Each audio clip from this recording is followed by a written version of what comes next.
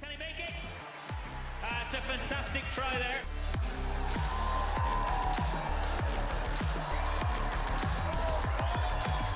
And through the hands there. Fantastic try. He's taken it back. That's a wonderful try. That's brilliant.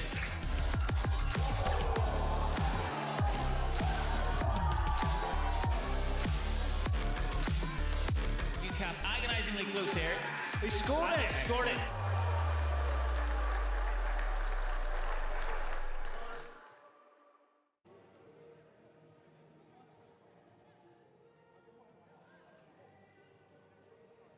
Hello everyone and welcome to King's Home Stadium here in Gloucester, where tonight we're not seeing the RAF and the Army teams battle it out like we usually do. They're coming together, as well as the Royal Navy, for the UK Armed Forces team and international opposition too. You can see us behind. The German national team are in town. It should be a very physical game is what we're expecting. It's UKAF's second game of the year. Earlier in the summer, in a warmer climate, they took on a North of England select 15. And well, let's just say they were in the mood for tries.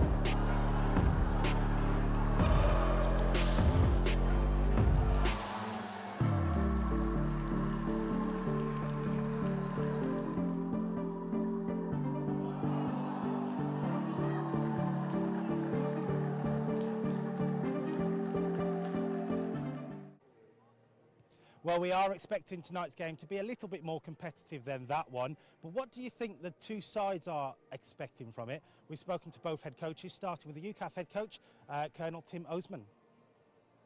So, Colonel Tim Osman, head coach of the UKAF team. It's a big night, actually. Second game for UKAF this year. Good first one, lots of tries, but a different situation with a tough opponent tonight. Yeah, and it's Remembrance Day as well, so a Remembrance match for us this year. So we're very excited.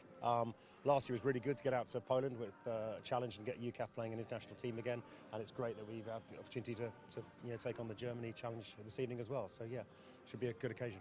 I mean, we do know two of the Army boys have played for Germany in the past, so you've got some sort of an inside scoop. But what else do you expect from this German team? It's an international, decent Tier 2 side, so they'll be competitive. I know they'll be starting to prime themselves for the European Challenge this coming spring. So yeah, it's going to be a full zesty, blooded contest. So yeah, we're looking forward to that. So we don't know what they're going to bring really, other than that hardness and that challenge. But we're looking forward to see what we can do ourselves. To be honest, it's good to get the boys back together again, as you say, a second game in the year, and it's an absolute pleasure to get the gang together. And the boys are really excited to show what they can do. What would a positive result against a top-class opponent like this say about the talent inside the UK Armed Forces? There's a lot of talent, and there's a lot of talent across all three services as well. We know, and a lot of players are getting an opportunity to express themselves both abroad and certainly in the Championship, and a couple of guys floating around on the Premiership fringes too. So, we're here to try and show what the brand can do, if you like, and the boys are very desperate to put that onto the field. So hopefully we can take a good account of ourselves, and a good result might be a win. We shall see. Perfect. Thank you. Good luck. All right, thanks very much. So, Mark, the German head coach, Mark Kuhlmann, what are you expecting from the UKAF team here? Because you play lots of international sides. I suppose you don't get to play an armed forces side very often. Yes, that's true, but we did our homework. We watched a couple of their matches as well, and we followed the Army, the Navy, and the Air Force matches. So we know what to expect. They're all natural rugby players, and a couple of Fijians or from the islands in as well. So a very strong team, very mobile team in the back. So we have to be very structured today to have a good chance to win.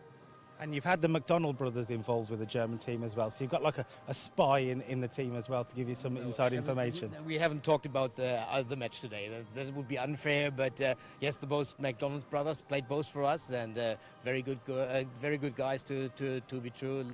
Funny guys as well. Sometimes they're a little bit annoying as well, but this is on the other hand, no, very good. And yeah, we are prepared for the match today, and we'll see what we can get out of it.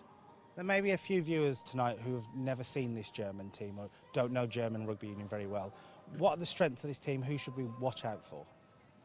Oh, it's always difficult. It's a team effort today, and but yeah, we have a young side. I think we have a talented side as well. We have some heavy boys inside. We have some good skills, I would say, and yeah, just make your own mind about our match today. Hopefully, we can surprise somebody.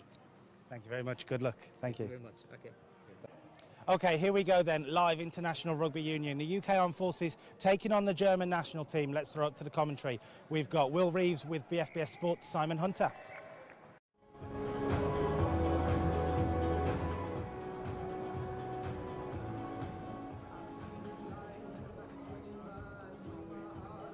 Thanks, Kyle, and a very warm welcome to each of you joining our live coverage of this Remembrance rugby match between the UK Armed Forces and Germany. It's a pleasure to be at Kingsholm tonight, not only the home of Gloucester Rugby, but also the host of the RAF v Army Inter-Services showdowns each year. November is a busy time with the Autumn Nations rugby, and so too in the military calendar. But tonight's game is about more than the sport itself, an opportunity to remember all those who've given their lives in service of their country. Tonight's player of the match will be awarded a trophy in memory of Steph Rees. Steph, who lost his life when in France, representing UKAF at the International Defence Rugby Championships last summer. That new award will be handed out after the final whistle this evening. Last year's Remembrance match was in Poland, and an historic event commemorating Armistice Day and Polish Independence Day. UKAF ended up losing that game 17-14. This is UKAF's second fixture in the calendar year, after a thumping victory in Newcastle against a North of England select 15 in June. Well, this evening I'm joined in commentary by Major Will Reeve. Great to see you and have you with me once again. Some of you may have seen playing for UKAF, playing for the British Army and indeed Kenya, and now coaches the Army under-23 side. He was forced to retire from the game, having suffered 3 neck fractures last winter. So firstly, great to see you having made a recovery, and secondly, great to have you alongside tonight. How are you doing? Thanks, Simon. Good evening. Very, very kind of you. Yeah, it's great to be up on my feet and sort of 12 months after what was a bit of a shock, and having my rugby career sort of turned on a 5-pence. But it's great to be here. Thanks for having me. I look forward to it, and I look forward to the boys having a run out this evening. Pleasure as always to have you, as I say, and not just the international nature of this fixture, but of course Remembrance as well. It just adds to the poignancy of the moment. Absolutely, and I think we're going to see that very soon with the silence, the anthems and the bugle. A really, really nice moment for everyone here. Tonight the wreaths are being laid by Lieutenant Colonel Weber, representing the German Army, and Air Commodore Al Roberts, representing UK Armed Forces.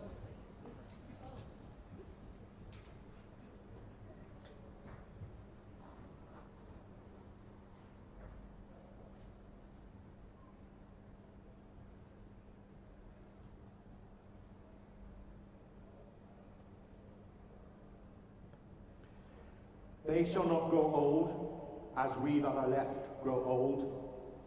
Age shall not weary them, nor the years condemn. At the going down of the sun, and in the morning, we shall remember them.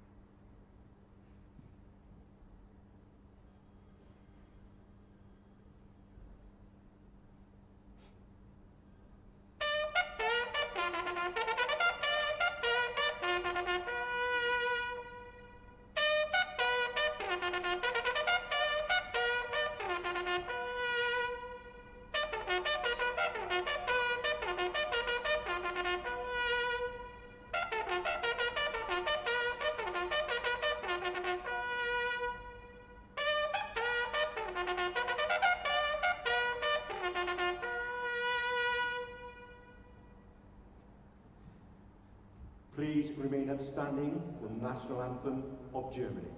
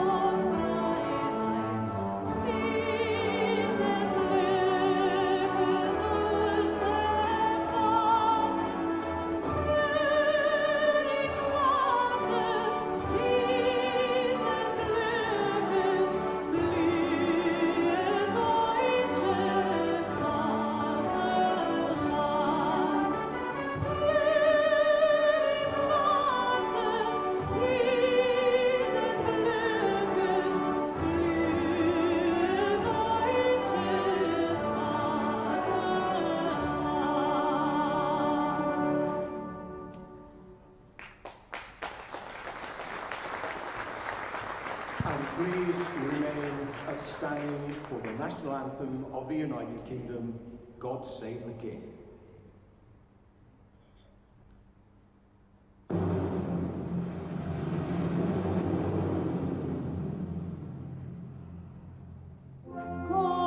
Save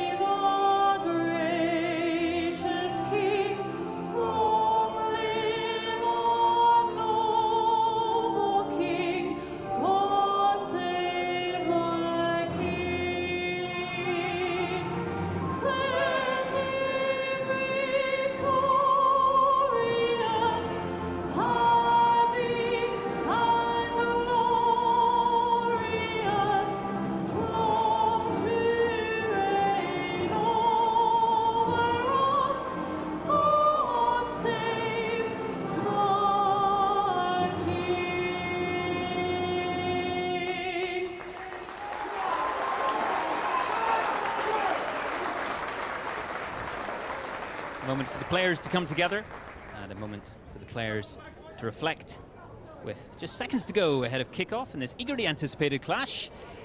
Will Reeve, right beside me, how much are we looking forward to the intensity of this fixture? Well, I think we're just about to see it in the bottom of the screen here as the boys try and gear themselves up for this kickoff, hitting a few pads. That's obviously a really special moment with the silence, the reveille and the two national anthems. And as you prepare for these games, you've got to be able to flick in and flick out of that. Then this is now them flicking back in for game time. It's going to be a really, really exciting battle, and I suspect these first opening 10 seconds or so might give us a steer as to what we're about to see. And obviously a few months, 5 months to be exact, since the UK Armed Forces side last played together against the North of England 15, a fairly comprehensive victory for the UK side. How difficult is it to get that momentum back together as a squad? Now, as we know, with certain games coming up, British Army playing the USA on Friday, when you don't have some of those common combinations working together, and you have to at last, at very short notice, get together. Yeah, it is difficult. It's something that will be in the boys' mind. They've had 2.5 days in camp with a summer off potentially, and then kind of people building up into club rugby. But it's something we do every time, right? It's not new to the guys, so that they'll have been aware of it. The coaches will have put things in place, and here we go. We're going to find out. Absolutely. And Dave Manning, UKAF skipper, recovering from a thumb injury, captaining tonight. Also led the side at the IDRC, the International Defence Rugby Championship in France last year.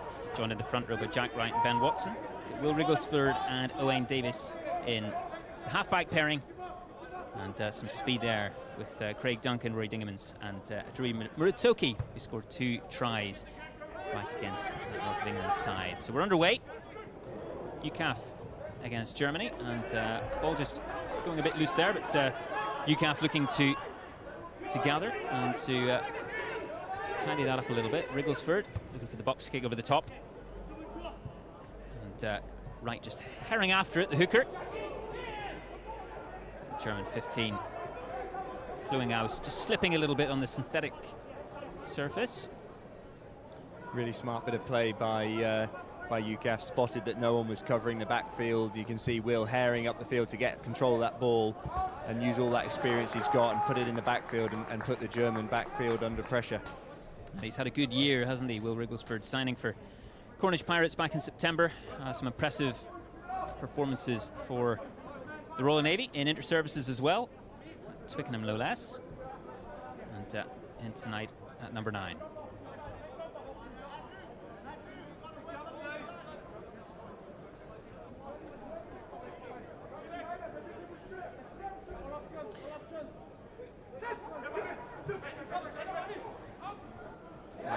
The Germans have taken it. And looking to punch their way up midfield. Sean Ingle, open side flanker for the men from Germany tonight. And, towards Muratoki. Assesses his options and then tries a dinky little chip over the top, which he then gathers, but can't quite make the connection.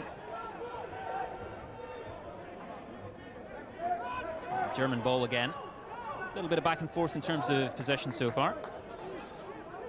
Straight away, I think we've seen what might be the story of the game is a bit of dominance from the German side at set piece, and then a little bit of flair out wide with some of the UKAF back 3 players. So we'll see if that continues. It was an important tackle there from Drew Davison, the UKAF open side. Just closing down that German option on the right wing. But still they come through the phases, the Germans.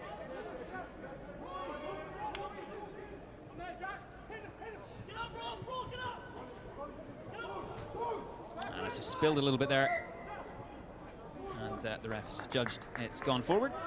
So it'll be a UKAF put into the scrum in midfield.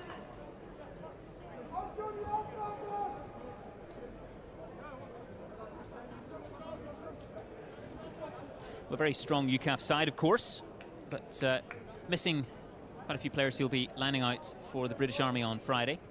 But opportunity, of course, for quite a few debutants as well, and a few players to put their hands up for, cementing their place in the side.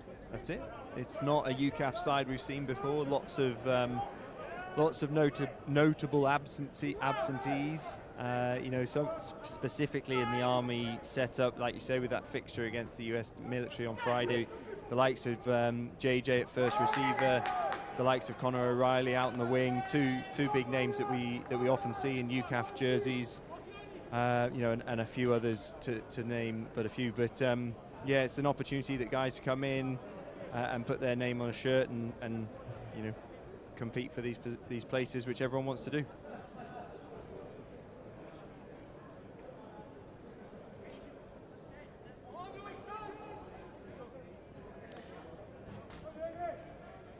UKAF in there, white and purple tonight, the blue socks as well. Looking to make the most of this position at the scrum, but the ref just pings the whistle and wants a bit of a reset there. Talking to both front rows, making sure that they're all singing off the same hymn sheet tonight. That's it. An interesting front row for the UKAF team tonight. Two really experienced props in Dave Manning and Bubba Watson, and then quite a young and up-and-coming hooker in Jack Wright, who of course enjoyed a lot of success at Twickenham this year, and we're going to be, hopefully he's going to be in between two really experienced guys and keep that front row nice and square and straight. It's that blend of experience you allude to that UKAF captain Dave Manning was talking about being a great blend, really. Players putting their hand up and moving through midfield here with Ryan Crowley. We've seen his pace in the wing. He's going to show what he can do in a 13 shirt tonight. He's gone backwards in that collision. Ball still with UKAF. Wrigglesford back out to Davis. A little untidy there from UKAF, but looking to make some yards forward. Chris Mills. Forwards each waiting their turn. Ben Watson, veteran tight head prop, and Sitaram Akita. Who could forget that wonderful try he scored at Twickenham in 2023, Army-Navy fixture, but a penalty for UKAF. And we've done a lot there, UKAF, and have moved laterally. Owain Davis is going to go and take it to the line, but if we do that, we've got to penetrate, or we've got to have another wave of attack and get around that edge. And you see there, Ramakita is that second wave, but the German defence are able to read him. No one's running off his shoulder, and he just gets caught in the midfield behind the gain line. Lucky to come away with a penalty at the ruck, but otherwise we're going backwards a little bit. Davis using that left boot to put the ball into touch. Jack Wright just doing a little clean-up job with the ball there. A little slippery underfoot. Bit of recent rain, that synthetic surface. They're keeping the moisture out.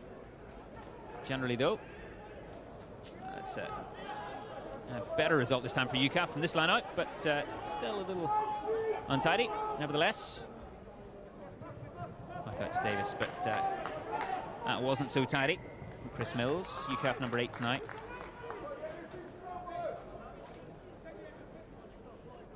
Another line out not going to hand. Bubba Watson at the tail, not expecting that, but able to recover it and give us a little something, but we've got to exploit that. We've got to be better than playing one phase of rugby and going back to another scrum, because I suspect this German pack will enjoy scrummaging, and if they do it for the next 70 minutes, I think we're going to have a long game on our hands. There are many comments about blitz defences and how quickly oppositions are up in the line, but how tempting is it for attacks as well to be just taking that ball at speed very flat? Obviously we know the risks associated and potential knock-ons and so on, but obviously key to keep the depth. That's it, and you've got to have both, right? You can't just do one.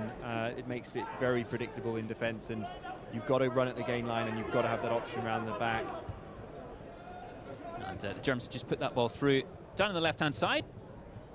And Muratoki, well, it flings it back in field, and Wrigglesford has to clean up, but the Germans are herring after him in pursuit. And UKAF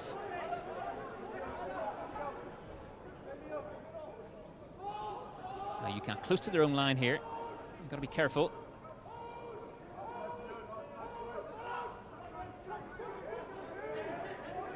Trying to power it up there, Mills. And the Germans have won themselves a penalty. And holding on there, it seems. The big number 8. And a very, very good attacking position.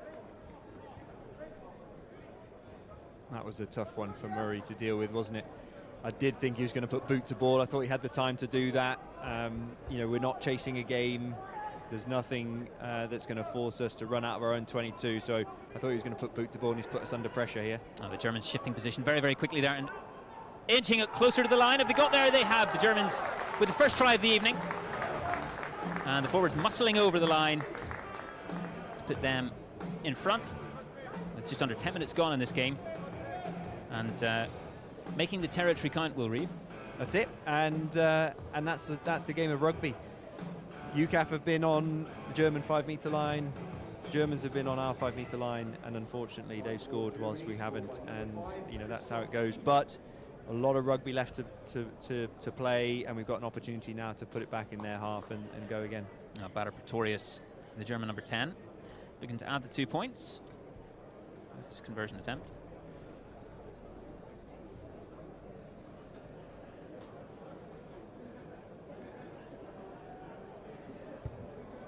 Which he does comfortably and puts the Germans 7-0 up in this Remembrance fixture, and an early sign of, well, an early warning sign, I guess, for UKAF.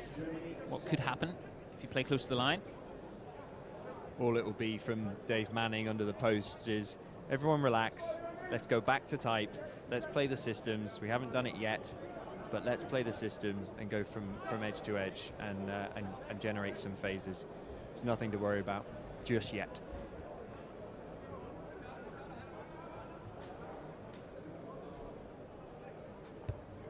Wrigglesford with the restart towards the German 22 on the left-hand side, and that's a penalty to the Germans. Looking to take advantage of this opportunity straight after scoring. Just give a safety announcement, please. Can we ask that people in boxes don't lean over the balconies with their drinks? Please, if you are in the boxes, don't lean over the balconies. And with a history, of course, of UKAF players who've been lining out for UKAF representing the Germans, notably the McDonald brothers. The UKAF boys will be under no illusions as to the threat they possess. Well, it's funny you say that, because both the McDonald brothers are wearing Germany hoodies this evening, so they've chosen not to sit on the fence when it comes to who they're supporting. But yeah, they'll know exactly what it's about. They'll know the players' strengths and weaknesses, and they'll know what the system is. But they haven't been in camp. They've been with the Army boys this week, so they haven't really been able to share that. A bit of pressure there from Ramakita in midfield, and Muratoki's having to get back quickly here. Not much space to manoeuvre. UKAF protecting that ball right on their own line once again. More pressure from the Germans. Using the boot to fairly good effect there.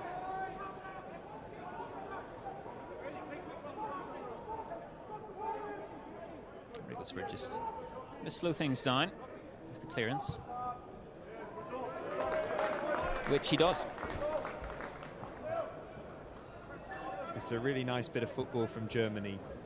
A lot of times the defence will anticipate a kick-off first receiver, and so they'll hold their feet a little bit. When you play that ball into that second receiver and the defence comes up, the backfield changes, different opportunities present themselves, and that's a really nice left-footed kick, and it's going to put the Germans in a great position.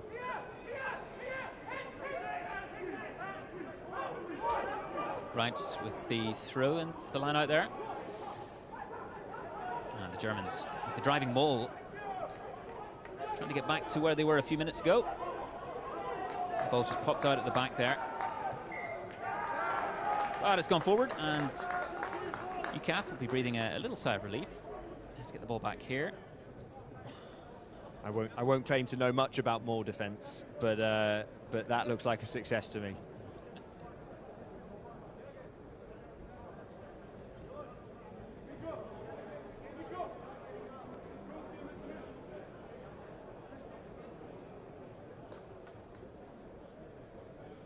And of course, for all of you watching with us tonight on the Forces News YouTube channel, get those comments coming in. Let us know where you're watching around the world. Ignacio Matias Muslera says, hello everyone from Miramar, province of Buenos Aires, Argentina. I was a rugby player in Buenos Aires at the Manuel Belgrano Club. We've got good luck to both teams in here.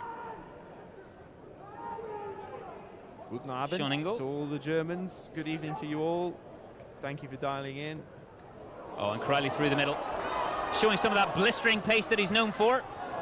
Out to his midfield partner here, Ramakita, who's brought down by the Germans, but a penalty for UKAF. And a nice bit of work from them there on the backs. Ryan Crowley, that low centre of gravity, pretty tricky to get down, isn't he, when he gets an inch.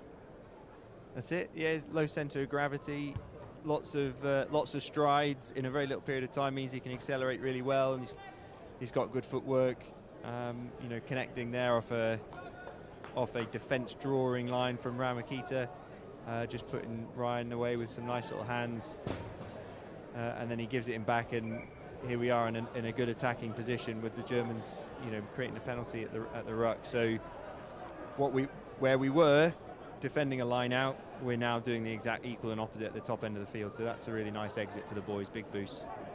And a great opportunity here to push that territorial advantage now into the German 22, and to try and respond here in some way, UKAF, which they're doing with small. Finally brought down. Ramakita screaming for that ball in the number 12 channel. And Manning back inside. Kodabalavu, big ball carrier. In the second row for UKAF. And Muratoki looking to use those dancing feet. And Crowley again looking for space inside, can't quite, spots the gap, just half makes it through. But inching ever closer to that try line, or UKAF.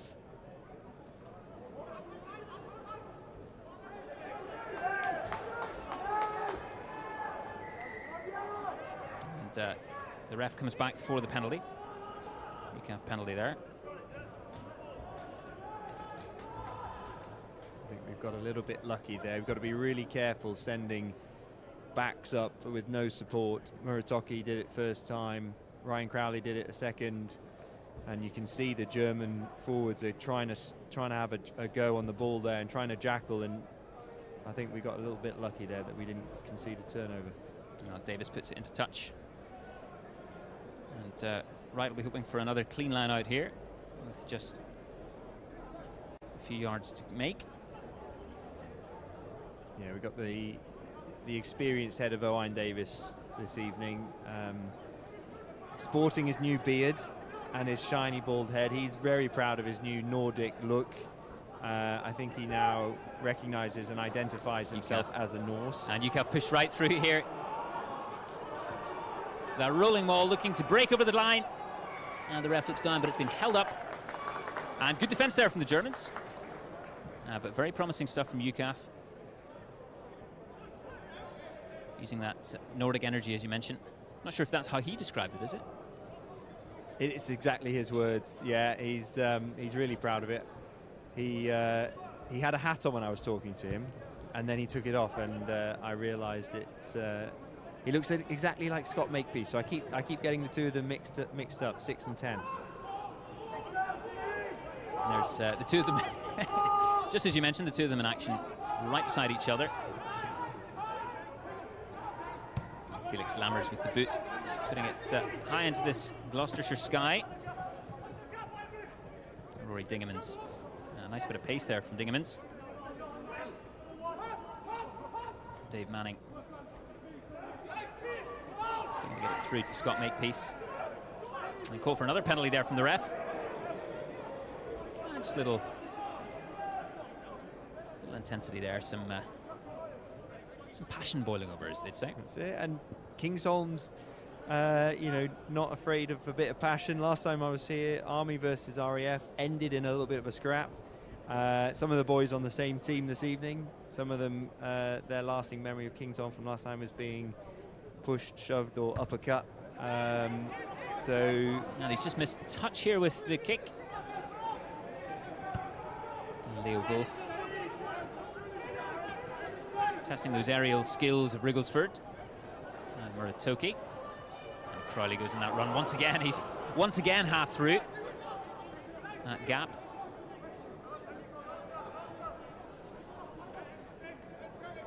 And, well, that ball's gone forward. It's not the result UKAF were hoping for. But a word then on the venue. You know, the Germans coming here, huge match for both sides, wonderful atmosphere anytime you come to Kingsholm. What is it that makes it so special? Well, Gloucester's a rugby city. Gloucester is that kind of classic, almost grassroots type place where if you're in Gloucester, you support Gloucester, right? It's that simple. And the stadium almost epitomizes that. Add on to the fact it's a brilliant surface and everyone enjoys playing here, unless you're in the scrum once or twice, but it's a really nice surface. Speaking as a back. Well, yeah, exactly. Perhaps a little biased.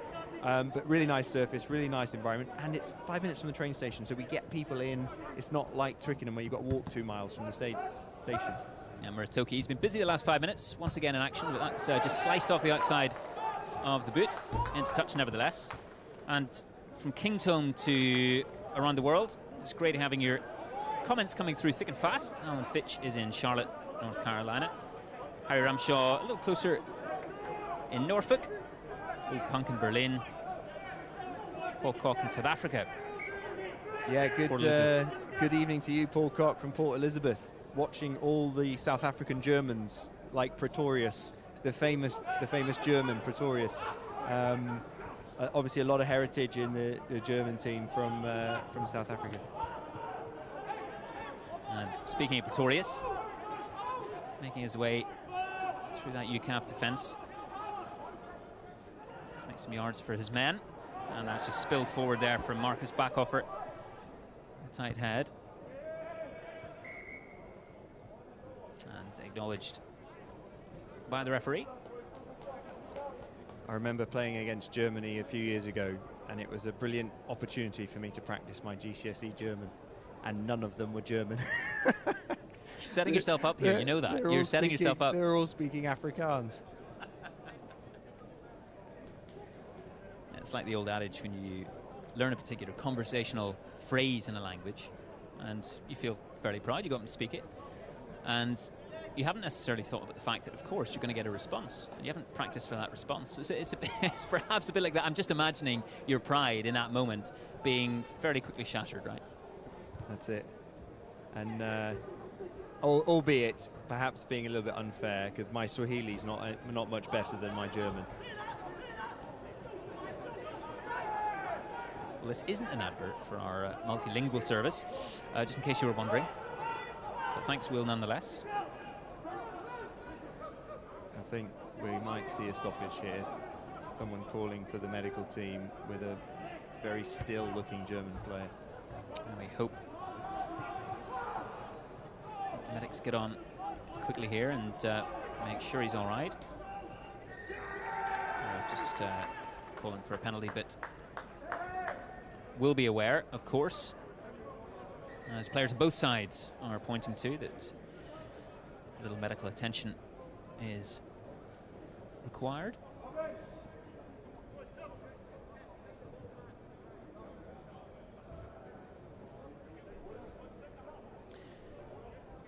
Well, in the first 20 minutes, your thoughts on the game so far? It's, of course, been a little back and forth, both ends of the pitch. We've been seeing plenty of action in every region. The Germans, of course, with that 7-0 advantage, and coming away with the points when they had the territory.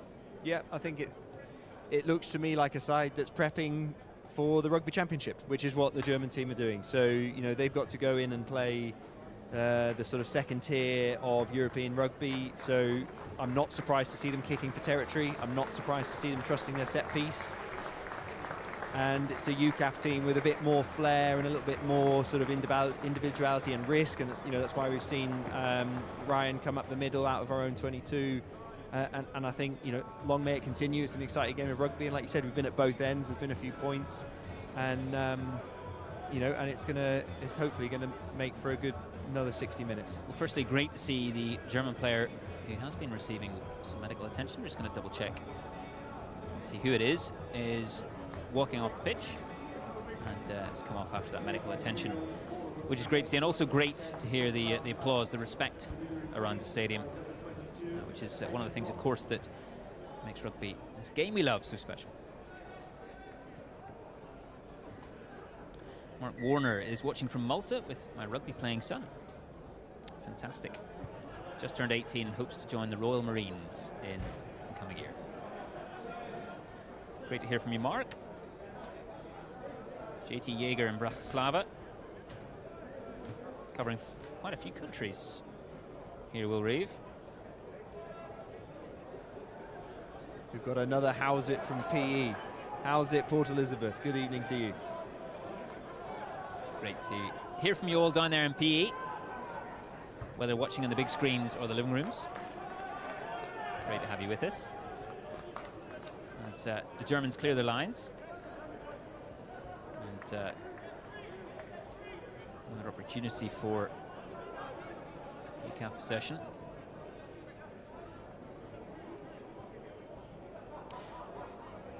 You mentioned the calm head, of course, of Wayne Davis, Dave Manning, those players who've been there for a couple of years, quite a few of them. That experience is key, isn't it, when you have those debutants, those new players coming in and looking for that wisdom, not just in training, but of course during the game itself. Yeah, absolutely. And here's, look, there you go, Dave Manning. Around there from Dave Manning. Little hands. You know, that's a little set piece I recognise from 2023. You know, and these boys have been around a long time, and they'll do exactly that, not only in training, not only on the field, but off the field. Oh, Wrigglesford half through there. Enterprising little move around the corner of that ruck. Drew Davison making more yards. Big Ben Watson just loses the ball there. An opportunity for the Germans to counter.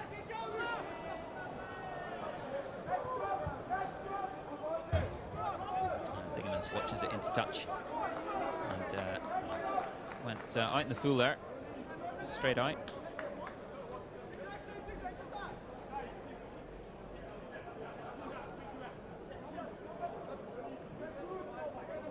So UKAF with the line out, not far from the German 22.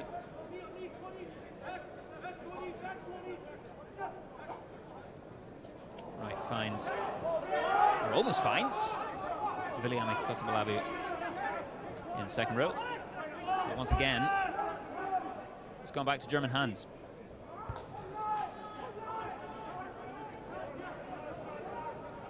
Now, Muratoki's had plenty of opportunity to practice his evasive tactics. And employs the chip again. Not quite going to hand this time. Oh, here we go. Straight up the middle. Muratoki straight back in from attack to defence, having to make a tackle. Robin Plumper there, number 22. Now the Germans ship that out left. A lovely little bit of handling there. Andrew Reinkes, the hooker on the left-hand side. That's, well, it's nice rugby from the Germans. And they have the opportunity once again through Cluinghouse and his forwards to move that ball up there, and perilously close once again to that UKAF line.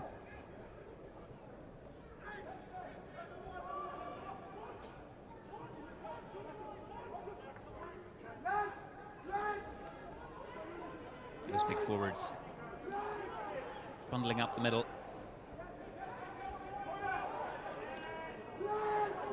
Sometimes route one is what the doctor ordered. And the back screaming for it out left. And the Germans ever so close to that line now, the Germans. Impressive from the German backs. Leo Wolf just held back there off the line. And Oliver Stein. And the referee getting a very close look of it there. That ruck forming just over the whitewash. As they go again, Germany. And what can they do from here? And he's over for another try. Second of the night for the Germans. And once again, utilising that territory very nicely there. Coming away with another score. Their second try, and impressive from forwards and backs there, Will Reeve. Yeah, some really nice, what we might call red zone, gold zone, whatever it is you want to do.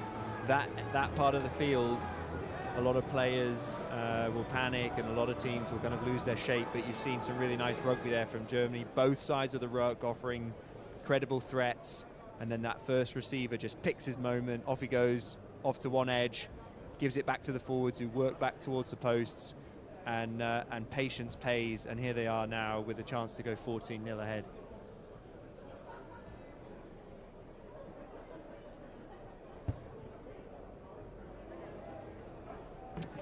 House just missing the extras there, but an imposing 12-0 lead so far, the Germans. We've just had inside the half-hour mark. Another shout out for Clearinghouse, who's just kicked that. So another South African-born chap who's got a following this evening on the YouTube comments. So well done him. I think he's moved into the first receiver spot now that we've seen the injury change for the Germans. So probably a bit more time with his hands on the ball this evening, so good luck to him. Yeah, great to hear from you, Bodo Clearinghouse. Great to watch our boy playing for Germany against UKAF Go Nikolai, watching while on holiday in South Africa. Well, hopefully this is just adding that little bit extra to your holiday. Tonight's coverage, and great to have you with us. I think UKAF are going to be a little bit frustrated there. Really nice kick-off. Craig Duncan wins it in the air. We get possession, and somehow it spills out the ruck. And were it not for a slightly off-target kick, we might find ourselves in our own half. Luckily, it went out in the full, and we've got a platform to launch from. But if the last 25 minutes are anything to go by, we might need to sharpen up this line out and get the ball through a few phases. Just a little lack of precision at the moment from the UKAF players, and once again, a little sloppy there in the line out. Ball going forward and back into Germany's hands. Oh, and a nice little dummy there. But not such nice handling. No, he sold Ryan Crowley a good one there, who's then going backwards in defence. He had to strap into reverse gear to try and cover that one.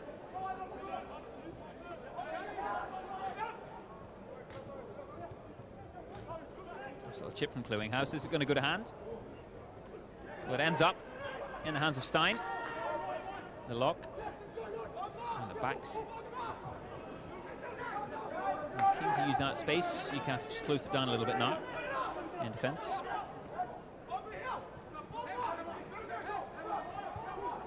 Sean Ingle.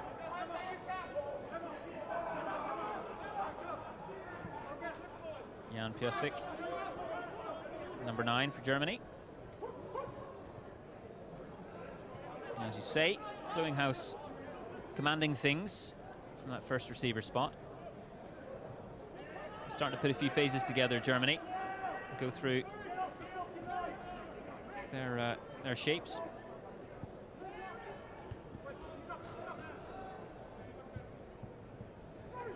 Oh, and Dingemans looking to gather that little chip through on the bounce. Just falls foul of perhaps a slippery ball. But that's German not very ball. Pleasant, is it? And any back three player will know the bouncing ball doesn't work out very well very often. And that's a nice little bit of football from Germany there to find the grass and to put that kick in and just to keep building and keep applying pressure. But yeah, playing in that back three, I can tell you from personal experience, if it goes bad, that you're the only person in the camera at that moment in time, and sometimes it feels like there's no place to hide. But pat yourself on the back and go and do your next job. Well, as we said there, with the mistakes coming from UKAF so far, when you're the opposition, you feel like you can keep pushing the ball down there and just forcing those errors, really.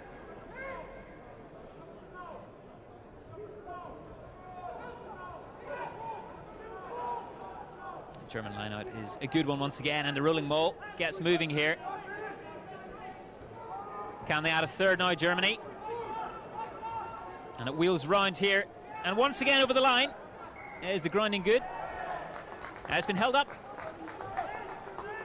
And a little bit of momentary respite there for the home side. A lot like Dave Manning at the bottom of that, I think. He's done a really good job of getting underneath that.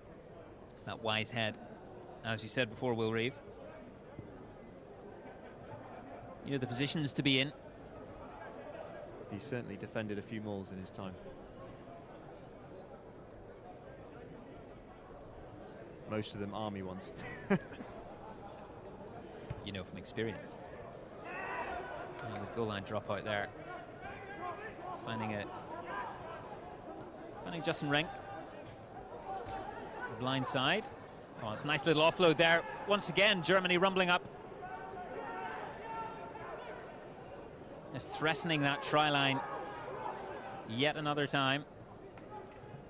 And UKAF having to track back here and to be very disciplined with their defence. Looking for the jackal there as well. Looks like ref's playing advantage though for Germany. Yeah, he comes back for the penalty. Once again, some really nice patient play from Germany, staying near the post, offering credible threats on both sides. We've got the winger almost on one touch line, and then the first receiver picking to go right this time, rolling the dice on the grubber, but it didn't quite come off. But they're just going to put it in the corner, and you know, like we said earlier, this is a team prepping for the Rugby Championship. They'll trust their set piece, they'll go to the corners, and they'll be happy to go to line out and have another push over here, I'm sure. Well, another opportunity for the UKAF defence on the back foot here once again to show its resolve. The Germans with that advantage. We're just over 5 minutes away from half-time, and well, it's been all Germany on the scoreboard, and looking like it could be very soon yet again. It's another try. Try number 3 for Germany.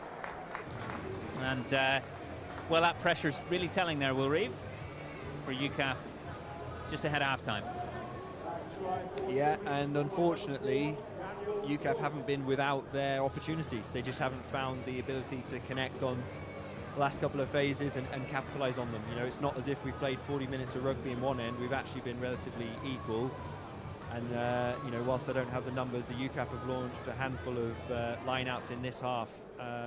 You know, in German territory, we just haven't been able to connect and haven't been able to come away with any points. And that'll be the more frustrating thing, of course, won't it? You know, it's one thing to concede those tries, but to not come away with points when you're close to that opposition line, oh, it's going to add to that frustration. That's it, and it's all too often the difference nowadays. You know, you look at the international rugby we saw at the weekend, with England losing by 2 points. Plainly and simply, New Zealand scored when they had to, and England didn't. Well, it's just off the post there from Cluinghouse. A rare little error there from him this evening so far. But it remains Germany 17, UKAF 0. UKAF 0, Germany 17 here at Kingsholm Stadium. And for those of you joining our live coverage, great to have you with us tonight. Correction, the scores are UK Armed Forces. Gregory Grant commenting from Houston, Texas. He's no doubt had a busy couple of days, I imagine, over in the States. We've got CPA from Hanover. Lots of you joining our coverage from Germany, which is fantastic. Cluinghouse with the clearance. Straight away you can see, look, UKAF have got 5 players in the backfield. They've switched on a little bit. They've realised the Germans are going to kick the ball into the corners, and where you might traditionally see one winger, one fullback, and a back row forward covering that restart, you've got all of a sudden 5 guys in the backfield. Will the Germans switch on and actually play a bit more and use the grass that's a bit more available to them without kicking it? I don't know, time will tell, but here we go with one of those opportunities that UKAF have to launch from. 10 metres out, and a really important time now to put something on the board and get a bit of momentum back in our favour.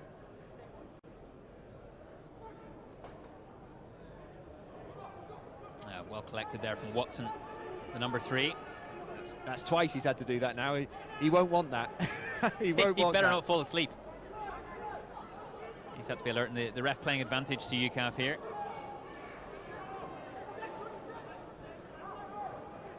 And ever closer that line becomes. Davis up towards Dingemans. Oh, and it's well gathered there by Germany, but the ref will come back for the penalty. And UKAF with a golden opportunity here to get on the board before half-time and to try and wrestle some of that momentum right back before the interval. I'd be interested to see what happens here. Do we try and play rugby? Do we go to our set piece? If so, which one? A little bit disappointing from Owain Davis there with that kick. If you're going to kick like that, you've got to do it on the try line so that someone can catch it and fall over and score. You're not going to catch that in the full and then beat another defender. Well, with that advantage, it's the sort of play you do see, that sort of free play, don't you, sometimes, when fly half knows that there's an opportunity, but they'll go back for penalty. Yeah, but you've still got to execute. And UKAF with the rolling maul here, looking to wheel it left and getting ever closer, and it's a try for UKAF, and they're finally in the scoreboard here. Just over a minute to go until half-time, and they've responded in beautiful forward style with that maul.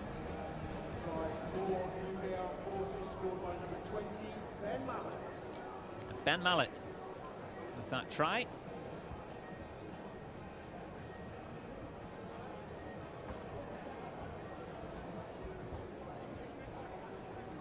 Ben Mallet, a replacement for this evening's game in the back row. Yeah, that'll be a big boost, you know, for the coaching staff and for the players. Certainly for the forwards who are able to put that set piece together, and it gives people like Wrigglesworth and Taft Davis the confidence now to kick the ball down the field and go to our set piece. Unlucky crossbar challenge for the lads. Well, the woodwork has also been busy at both ends tonight, hasn't it? With Cluinghouse's attempt, and now Owain Davis as well. So UKAF 5, Germany 17. UKAF now in the scoreboard after those 3 German tries.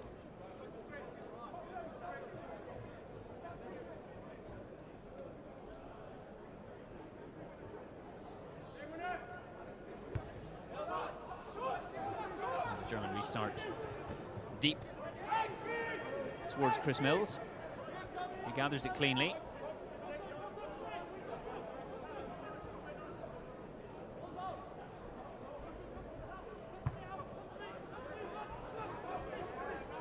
And that's cleared out.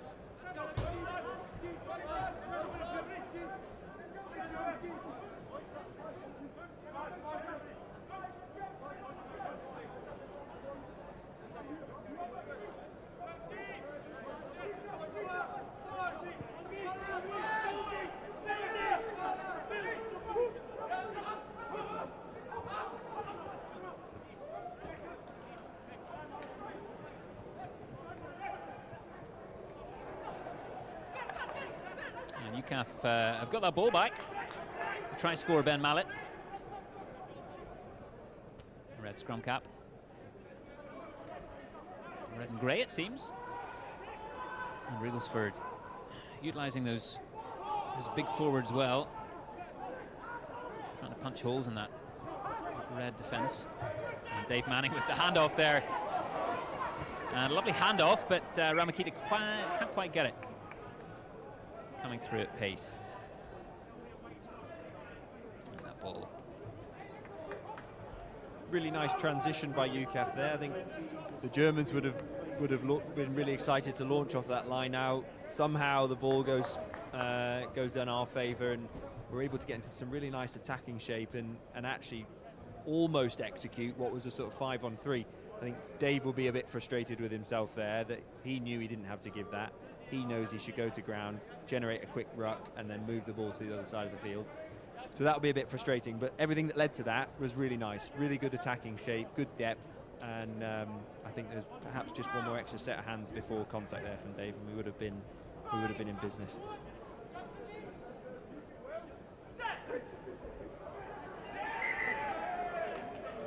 Ref just resetting that scrum, making sure that the front rows are just keeping that structure, preventing any collapse here as we approach half-time.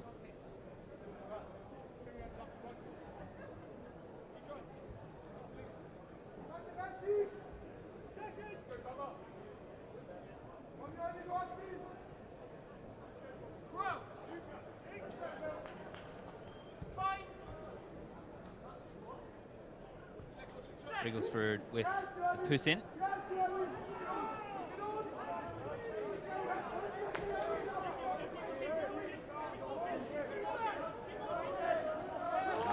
penalty there. The advantage for UKAF, and the ref indeed pings his whistle, and Wrigglesford goes very quickly there, spots some space up ahead, looks up, finds Davis, firing it out to Muratoki. Can't quite get it away, but Ramakita has it. And Duncan on the left-hand side. The German defence just getting him down there. Mills coming at pace.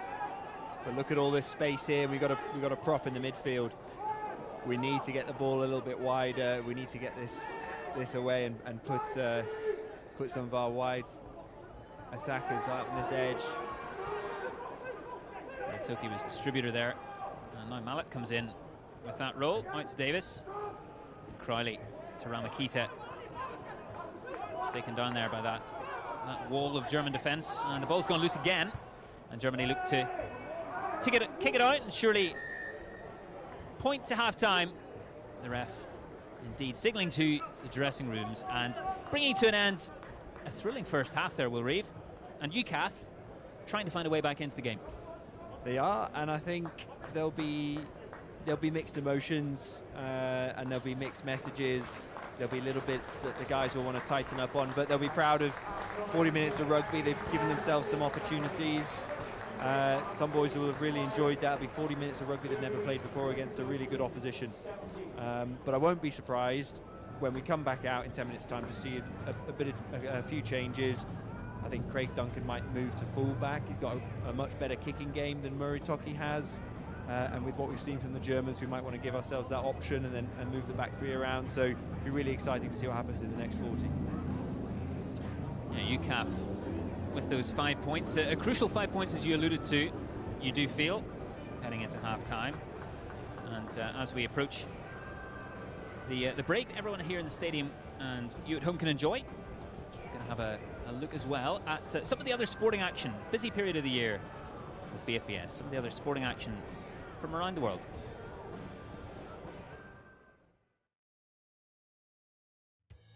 Hi, I'm Kyle Dixon, and this is In Case You Missed It. Up for the Cup, the Army women's football team continued their strong start to the season with a 3-0 victory over Kent. Goals from Ali Croucher, Jess McCauley and Imogen Fisher in the Southern Counties Cup gave new head coach Craig Parker his first win since taking over the role. There's a dual-coded military rugby star shining for England in a tour of Australia. The RAF's Kieran Prescott started the Community Lions' final test against Western Australia Rugby League. A 23-14 win was the perfect follow-up to a 22-0 domination in the first test. Prescott will stick around in Australia to represent England in the Harmony Cup 9s competition. Imagine driving for 6 hours around the track at Silverstone. That's what these Forces drivers have done as part of the 6-hour Burkitt relay race. The RAF claimed the title, just edging out their service rivals on laps completed. The Burkitt is a historic race that has been running for 73 years. The British Army men's football team are preparing for a Premier League test in the Hampshire Cup. Their second round clash against Southampton will be played on the 19th of November at the Military Stadium in Aldershot. Saints, who will likely put out an academy team, have won the competition 17 times in their history.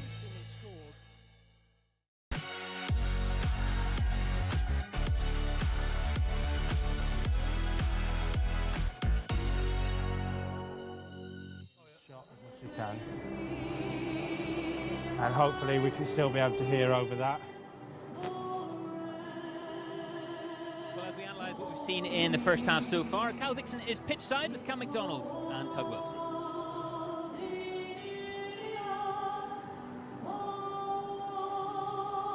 Well, welcome then to pitch side here at Kingsholm Stadium, where there's a lot of work to do for UKAF in that first half. 17 points to 5 they're down, and as you can see, I've got two men with me who know more than enough about getting on the pitch and off the pitch as well with the work that you do. Tug Wilson, RAF, UKAF rugby. Can I say legend? Is that going to offend you? And Cam McDonald, who's Army Rugby Union, but also Germany Rugby Union, so he's going to show that other side as well. We'll start with Cam actually, because Germany have been very, very good actually, taken their moments really well in that first half. Yeah, so far they've been, considering it's a new bunch of boys, we're missing a few boys. They've come together really well, really good tempo. I think that what you can tell so far is, these guys train together all the time, whereas the UKAF boys have come together just this week. They've got good tempo. I think that UKAF are struggling in the backfield with the kick return a little bit, but that's just familiarity. And the more that UKAF are together, they'll get that bond and they'll start getting that communication in the backfield. But so far, I think Germany won't be happy. They won't be happy so far. I mean, there's definitely things that they can improve on, skills and stuff, but so far so good. Still a tight game, so see what happens. Well, that late UKAF try will have irked the Germany management, I'm sure, but it gives UKAF a little bit of hope, Toby, in that second half. Yeah, just getting themselves on the scoreboard late on and just giving a different dynamic to the game. So the approach from the German coaching staff, I'm sure, will be very similar to keep doing what they're doing. But I think as UKAF are on the pitch together more, they'll grow into the game, move the ball around, and replacements will want to come on and show a little bit of themselves and give themselves a bit of an opportunity for future events. So coming against an organised side like Germany are, and their talented individuals, and as a collective, we just got to try and bind together our phases of play, keep the ball, and then move the ball at the appropriate time. How much of it is taking the moments? Like, it felt like there was a large period of UKAF pressure after the first German try, and if they get over the line then and they level the game, it's a different sort of game, right? Yeah, it's just those bits of being clinical when you get the opportunity in those areas, take advantage of it, monopolise on it, build a score and move forward with that. Once you do that, then you put the other team under pressure. If you don't take those and then they come the other end as they can be, as clinical as they are, then you can put yourself in a bit of a trouble. And Cam, I mean, you've got your Germany kit on. I know you've got your Germany head on, but actually it must be quite difficult really to watch two teams that you care about so much. Yeah, it's very difficult. I never thought I'd be in this situation to begin with. It's very unique, but I care about both teams. All you can do is I'm kind of spectating. I'd like to see Germany continue to win, obviously, because we need it for the championship coming up. We need that winning momentum, and for UKAF, we'll come together. We come together regularly, so a loss isn't the end of the world. But we come together and we'll prepare for the inter-services and everything. Yeah. Well, while we're on that subject of future games, and we will talk about the inter-services under-23 championship I want to talk to you about, but first, the Army on Friday. There isn't many Army players in the UKAF team tonight because they are preparing for a huge game on Friday night against the US Army. What are you going to expect from that, and what can the viewers expect? We are showing that live on the Forces News YouTube channel. Expect a very good game. We're not too sure about the quality of the team that the US are bringing over, but in terms of the Army team, they've been training together very well. They're all here watching tonight. There's a few boys in the UKAF team that are on the fringes of getting into the Army side, so they're supporting them tonight, and I'm sure it's a good night off tonight and then back to work tomorrow morning. Good game on Friday night, try and watch it. And in the under-23 championship, quickly coming along as well in the next few weeks. We've got the final 2 games live on the Forces News YouTube channel. Tug, I know with your connections with Whitney Rugby Club as well, which is where the second game's being held, you'll be keeping a close eye. How important is that under-23 championship for the development when you look at then the games here and at Twickenham in 2025? I think hugely. Development of rugby in the military, all 3 services. That can be the starting place to go really, really far. As Cam Mikey as well, his brother. It's a platform, and you go on from there. So many of the players that are playing here tonight started under 23s and then have come all the way through, played in their senior service and ended with a UKAF cap, have go to IDRC Defence World Cup. So under 23, see some really talented players there, and it's no secret that clubs from across the country have come and looked at those games for picking up players they want to take on their books. I'm sure, well, don't be wrong, your UKAF, you're looking for an RAF victory overall. Yeah, I think the RAF are overdue a victory at under-23s. Have been close, and they had a couple of unfortunate turn of events to not quite get there. But I think this year but again, the Army and the Navy will be exactly the same. They'll be turning out a good side and developing on for the future. Have you ever played? Did you play under-23 rugby? I didn't play military under-23s, but I've watched it, and I know it's a big deal to all the young lads. They're the future of our teams. A lot of them have come through this year. They'll continue to come through, and they're the stars of the future. So, definitely good games to watch. And I mean, with the Army winning the senior championship last year, under-23 would be a perfect 2024, right? Yeah, I mean, you'd like to think so. It's I'm sure every service is trying to win, and it's each team is getting better each year. We've seen the Navy the last couple of years getting a lot stronger. Same with the RAF. So, I think really, really tight competitions here. Definitely good to watch. Focusing back on tonight then, I know you guys have both been involved in these big remembrance matches as players, as officials as well getting involved. What does it mean, do you think, to these players and everyone else involved tonight? I think it's really important to the players. It's actually the ceremony at the beginning. Stefan Rees's family are upstairs, obviously from the unfortunate events at the IDRC last time, which again makes it even more sort of prominent in our minds. But again, for people serving all across the world and in all three services, this is the start of a period of remembrance, and it goes through obviously through to the weekend. And this fixture, I believe, is like a really good start of it, and has been for many years. But it's really significant for the players putting on that shirt with the poppy, and the white shirt looks really good. It's really important to them. And I mean, the Steph Rees Award, the Player of the Match Award, that will be the Steph Rees Trophy. I know you know Steph as well, I believe, played with him. Yep. What will that sort of mean to whoever wins that? It'll mean a great deal. It's, I'm sure it'll be a great thing great award to receive, and it comes with loads of hard work, and whoever wins it, I'm sure will thoroughly deserve it. Well, I think the players not long about to come out. I think someone's just jumped a bit early. He'll be back out in a minute. So before we go, Germany, what will they want to do in the second half better, and what will they look to sort of close out this game? I think they'll continue to play how they have. I think the kick game is very good and the tempo is very good. They need to work on being a bit more clinical. I think if they do that, then they should put the game to bed. And Tug, UKAF, work to do, but how can they turn it around? They need to continue what they did right at the very end of the half there. As you said earlier on, they've got into areas to score tries. They need to do that. They need to be a bit more clinical in the final third. But they've scored a try. They've got themselves on the board, so hopefully they can progress on from there. Well, thank you very much for joining me both. Try not to cheer on Germany too much. But we'll be back. We will have the second half. We're going to throw back up now to Simon Hunter on our commentary team, and we expect a really physical, exciting 40 minutes of rugby.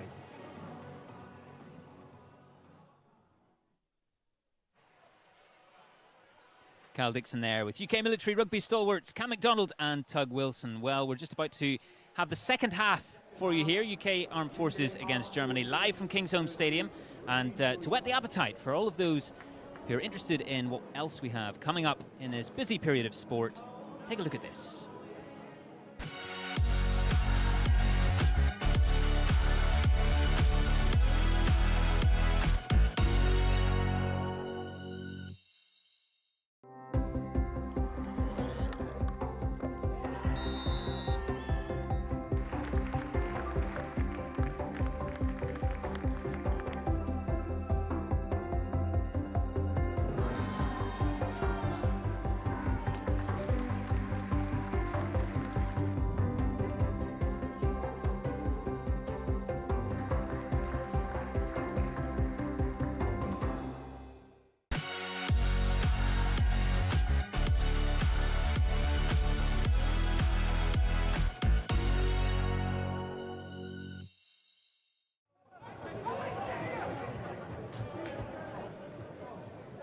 Welcome back to Kingsholm Stadium, where UKAF trail Germany by 17 points to 5. UKAF with the restart there, and the Germans clearing into touch at the beginning of the second period of 40 minutes. And Will Reeve, you'll have been expecting certain words at half-time for the UKAF boys, and maybe a change in some combinations as well. Certain words and certain changes, and we can see them straight away. So Rhys Roberts has come on and is now throwing in at hooker, change for Jack Wright, and it looks like Craig Duncan, as we thought, has moved to fullback. Muratoki's come off, and it looks like Jay Toogood's gone onto the wing. So a little bit of a shift in the backfield and a new hooker. That's lovely work there from Dingemans.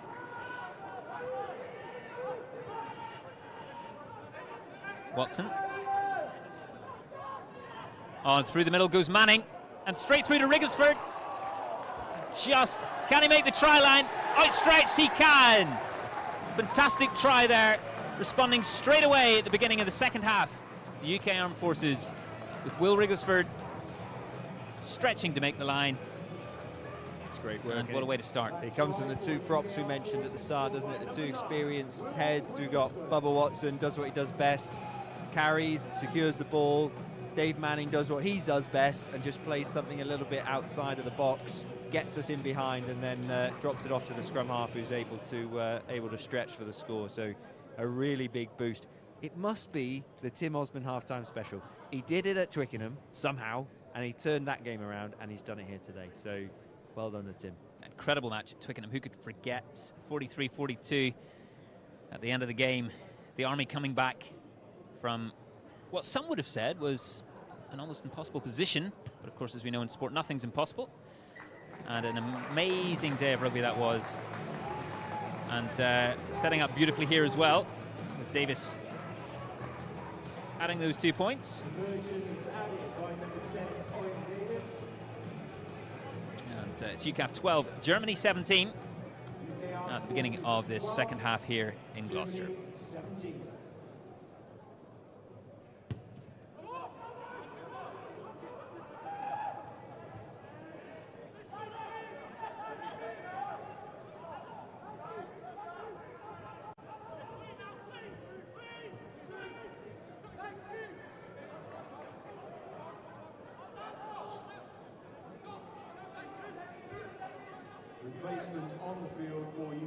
Number 9 ready for the box kick, which is charged down, and the Germans herring through.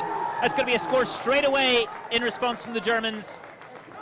Oliver Stein, second row. Those long levers charging that ball down, and a kind bounce for him there. And not what UKAF will have wanted at all. Absolutely not. That will be a real frustrator. And as quickly as they've just scored, they're back under their own post, and that 5-7 point deficit might extend a little bit further. So really frustrating, and very much like how we spoke earlier about the back three with a bouncing ball making a mistake. There is nowhere to hide. When you get your box kick charged down, there is nowhere else to hide on that occasion either. So 30 seconds after scoring a try, you get your box kick charged down, and you concede 5, maybe 7 points. So, but that's the game of rugby, right? What did we say earlier? You pick yourself up, you pat yourself on the back, you go and do your next job, and he'll be thinking about his kickoff here now to get the game underway. And it's not a successful conversion attempt, so the deficit remains at 10 points. UKAF 12, Germany 22. Only played 3 minutes of the second half, already had a couple of tries. A measure of what UKAF are up against in the opposition tonight with Germany as well. Perhaps a bit fortunate that the new first receiver for the Germans isn't the first choice goal kicker, because I think he's missed 3 out of 3, so maybe if he could keep that up, that'd be grand.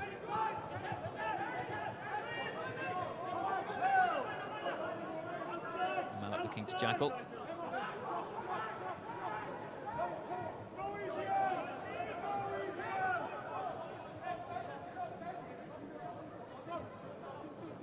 German forwards looking to impose there. And clearance from Jan Piosik. And a good take there from his opposite number.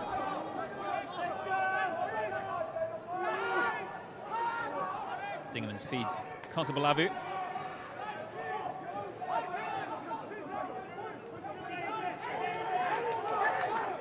And the Germans screaming for it, but Manning gets it out to Alex Haysand, who, unfortunately for him, knocks the ball on. And the ball will be back in the hands of the men in the red shirts.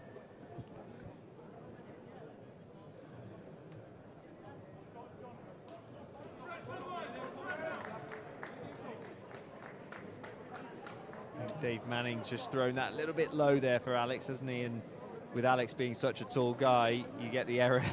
The error is compounded, and he was maybe a bit flat-footed and just not quite the connection we wanted, which is interesting, right? Dave and Alex playing on the same club team. Obviously, Dave's had his injury recently, but playing on the same club team, as are half the RAF, who've gone from Henley to Oxford Harlequins for nothing. So they're all grouped together there and building some team chemistry. But unfortunately, on that occasion, not able to link up. Of all the players to choose the tallest guy on the pitch for the UKAF side. And throw it at his toes. Absolutely. Yeah, exactly. And Kluinghaus again out to his fellow backs. And well, there was a little space opening up there in the left wing, but UKAF will be happy with somewhat of a reprieve. And Duncan. We got lucky there, a little bit isolated in that 13 channel in defence. I think Ryan perhaps found himself in a bit of no man's land. and they got a little bit of a 2-on-1 on the edge because of it, but lucky to knock that on, weren't we?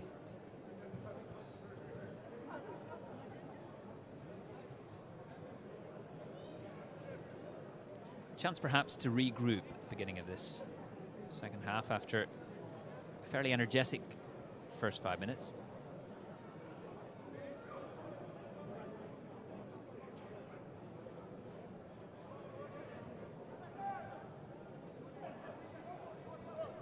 Too good, as you say, coming on the right wing.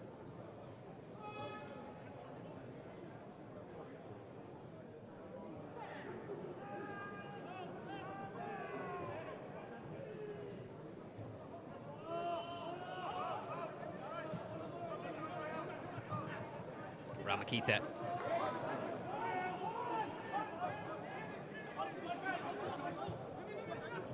Davis. Recycled and Ben Mallet, try scorer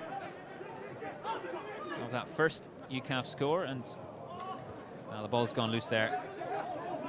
And the Germans an opportunity to pull it back to where they want to be. You can see this German team just growing in confidence. Oh, and Cluinghouse. Well, he'd sniffed an opportunity there. Just a little bit of fractious stuff between him and Owain Davis. Just reminding each other that they're both up for this match. Sort of a friendly good evening. Just go back to what we've seen, Simon. We send Ramakita up the middle. He does everything we want him to do. Get us over the gain line, get us quick ball. We then carry first receiver with 3 or 4 attackers on this near edge that we then don't give the ball, and we end up picking up in the midfield and going backwards, and funnily enough we lose the ball, you know, and the coaches will be frustrated that we haven't gone up the middle and flashed it to the edge and got some quick go forward and stretch the German defence on this near side. And what do? We have to go back and go back to set piece without having done a huge amount, so a little bit frustrating there. And of course there was a little bit of a bobbling ball, and Ryan tried the through the legs thing, which just didn't work, made it all worse. And rather than sticking to type and just playing the system and playing the shape, I think we've deviated slightly. Maybe the 10-point difference is in the guys' heads, but there's a lot of rugby to be played, and we should just be playing that system.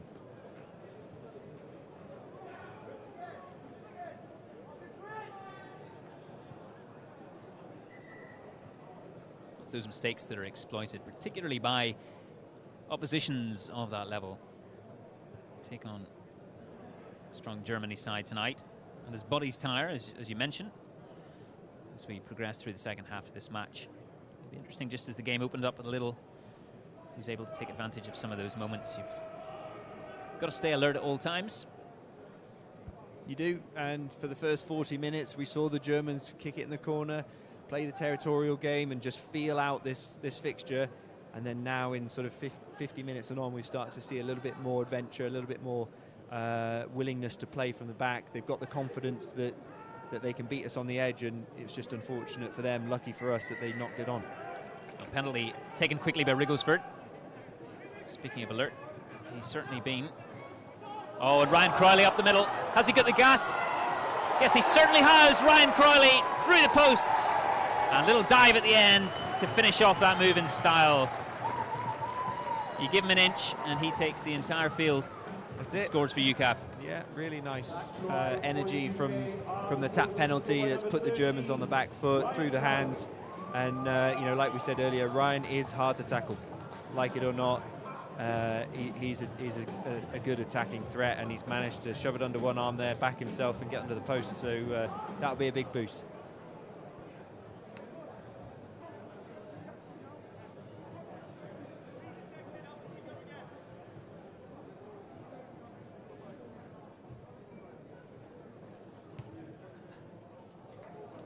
Davis adds the extras, and well, plenty of rugby to go, and we've got fascinating 30 minutes of this match. UKAF 17, UKAF 19 I should say, Germany 22. Just 3 points in it now. They've been treated to some brilliant tries in the second half already. It begs the question, how much have the players got in the tank as they keep going through those starters tonight? And the ball's just chipped through there. Oh, the UKAF players have a bit of race in their hands, but the Germans reckon they've scored, and they have. It's blink and you miss it, Will Reeve. They've got back under the post. I was just about to say, we've got to get someone in the air to compete for that ball, because if you don't, you'll get found out. And here we are.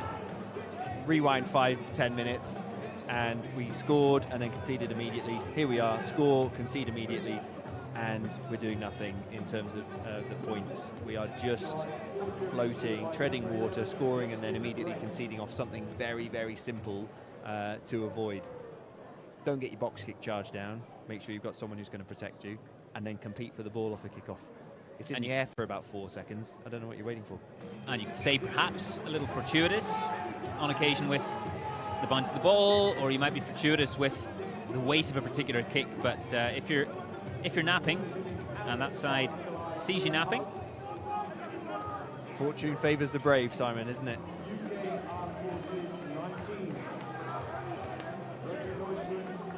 And here we are. We do all that hard work, and we're still 10 points down. But like you said, we've got another sort of half an hour or so to go, so the boys will just be having a breath, focusing on the next job and doing what we've got to do. And it looks like another substitution. J2 Good has only been on 11 minutes. He's off. Well, UKAF 19, Germany 29. And the visitors looking to go again here through Stein.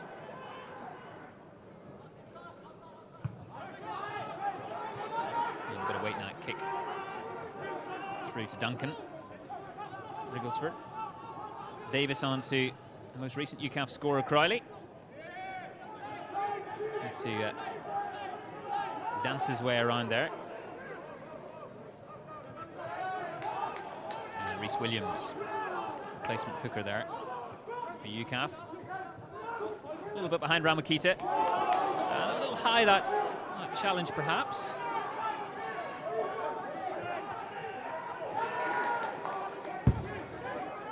UKAF trying to go through the phases here. Just recycle that ball a bit more cleanly. Wrigglesford tries to drop the box kick again, deep into German territory, but the refs come back for the penalty. German number 6, Justin Ring, has been everywhere this evening. He's thrown out the back passes, he's been in the wide channels, and there he's come out the line and he's absolutely levelled the man in front of him, and he's been a really disruptive player. He's had his hands on the ball, he's been slowing it down, he's been really, really good this evening. So a massive shout to Justin Ring. A few men who've been very busy in that pack. Oliver Stein, another who's been in many different positions through the field, number 5.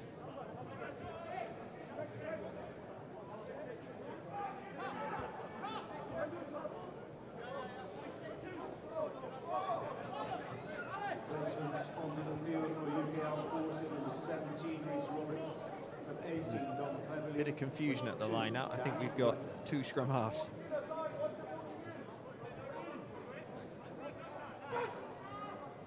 UKAF getting that formation sorted finally. That looked like a knock on there from a German hand. Regardless, UKAF have it. And Roberts there with that white scrum cap. To use that muscle. Davis caught, but he's done well there, Davis, to get free of that challenge and get some ball going forward.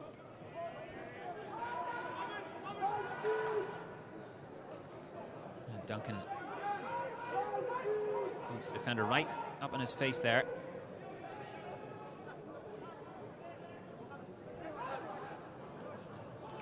Once again, going through the forwards. UKAF hands. That's another someone who's thrown himself around. We can see, I think, German number 18, Christoph Adini, he has come on and he's made tackle after tackle after tackle, and UKAF have gone backwards as a result. He's been on for about 10 minutes. He's made about 10 tackles. Call an impact sub. All of which are dominant. Yes.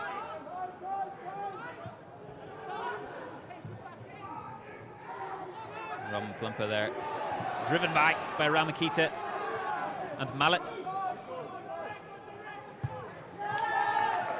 A little bit of a slice there, giving UKAF a line out into the German 22.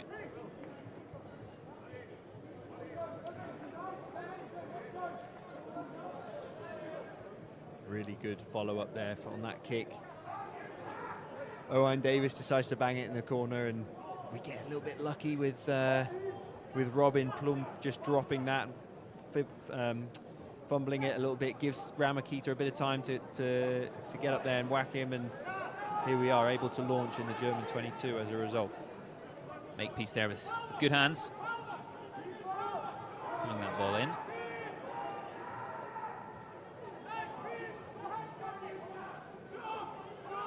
And Mills trying to power through. Adini. Those pods forming. Goes for it again.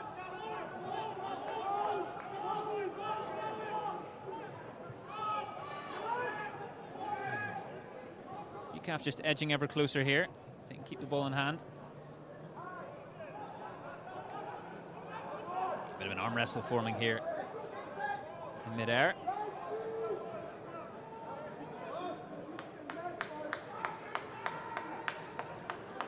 And bodies pile into that mole. The ref. I think that's the difference, isn't it, Simon? At either end, the Germans are really, really physical, able to absorb that short game off the UKAF forwards, and ultimately, when UKAF strike, they get held up too high. Body position's not good enough. German defenders get in and around the player and hold it up. If you flick back 40 minutes when we were in this half and the play was going the other way, all it took for the Germans was 4 or 5 good phases, quick ball, over the gain line, and then either the forwards are scoring or the backs are going out on the edge. And we just weren't able to replicate that, going sideways and sort of being out-muscled, really. And they seem to have time, don't they? They seem to have time in defence. We speak of, good players in any sporting discipline having time and being able to deal with what's in front of them, looking composed, and that's certainly what they've seemed to be doing. That's it. And UKAF played the same way without this credible threat on the other side, which means the defence doesn't have to think. All it has to do is marry up on the other side, as opposed to having to worry about coming back on this short side.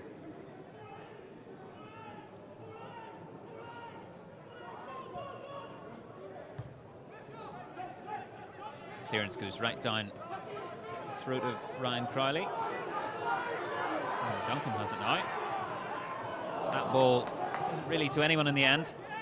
Dingerman's having to clean up off the ground.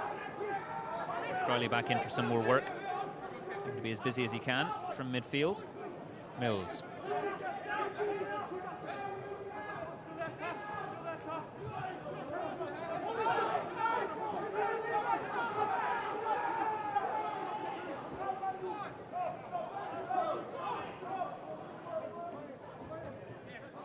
Mills once again.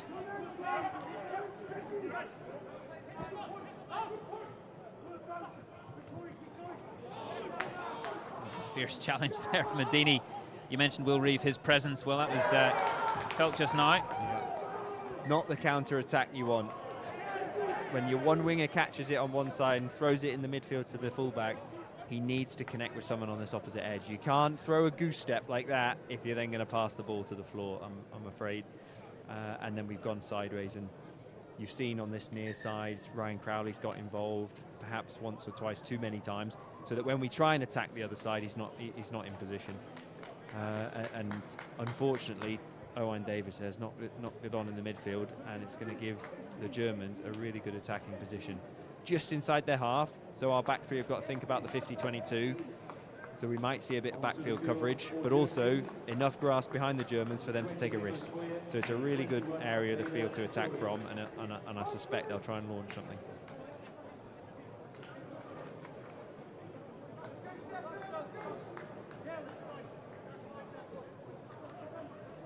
We've spotted some connections, I think, as well, it's fair to say, Will Reeve, in the comments this evening. That's it. We've got a shout out I'm due to give my father-in-law, Alan Fitch, who's listening over in North Carolina. That's probably lunchtime, I think. Good afternoon, maybe, to you, Alan. Nice to see you listening and enjoying the game of rugby as a sort of honorary Brit. Yeah, great to have you, Alan, alongside us for this coverage. As the Germans looking very threatening again, and that ball goes inside to Lammers.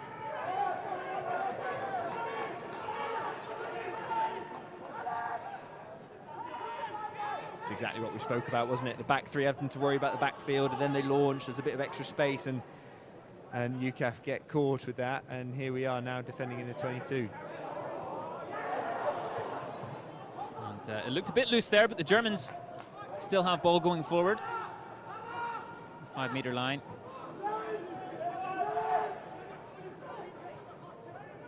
UKAF being very careful with their discipline as well. Dini.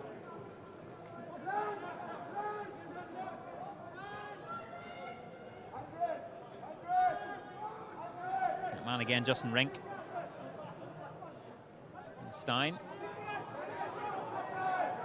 Bad discipline around the ruck. I think it's Rhys Roberts who's half involved himself, got offside, and then... Oh, it's well read there. Ryan Crowley looking to move up there, but the refs called him back. Yeah. Bad discipline, as you say. Yeah, exactly that. So he's half involved himself, got offside. Someone's come down his channel. He's just made a tackle from an offside position. Really, really frustrating. 5 meters out with a dominant German set piece. Interested to see if they go to scrum or line out.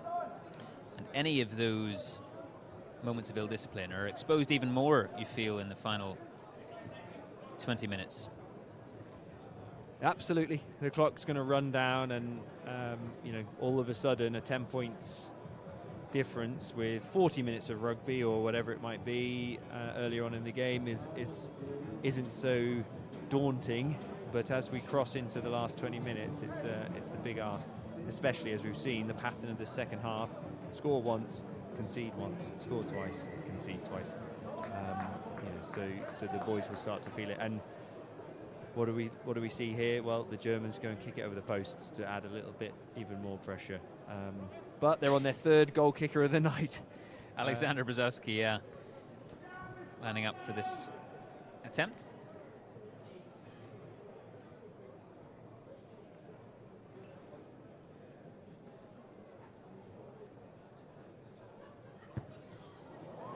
Well, he's pushed that. And score stays, UKAF 19, Germany 29. But UKAF defending very hard there on their line. A slight reprieve, but still under a lot of pressure.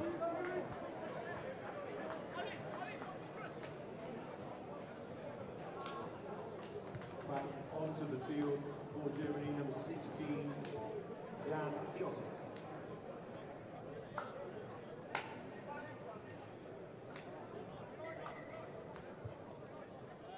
Dan Rusher with ball in hand. Looking to send this deep into German territory. Bumper there, right to Brzezowski. And Wolf there, and look at this. German hands just letting them down there. I'm not sure how they butchered that.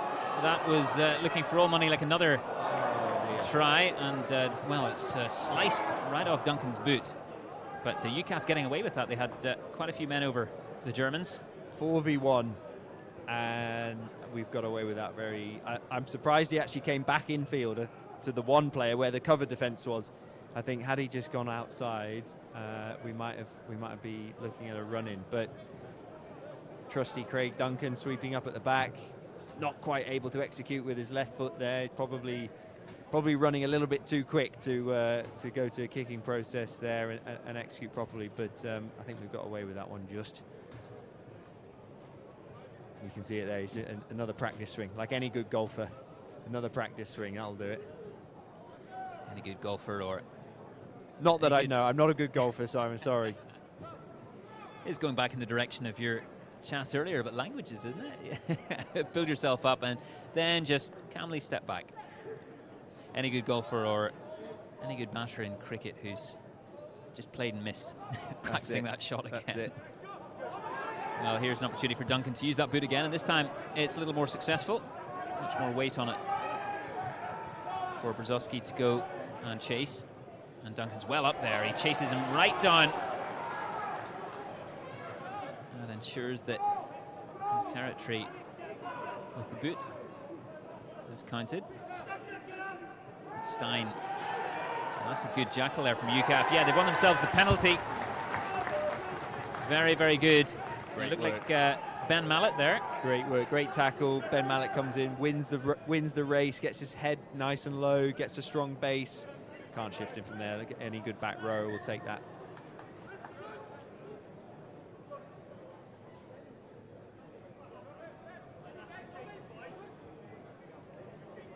Davis just chatting to the referee and all the while assessing his options as well. With, just around 13 minutes of this match still to go.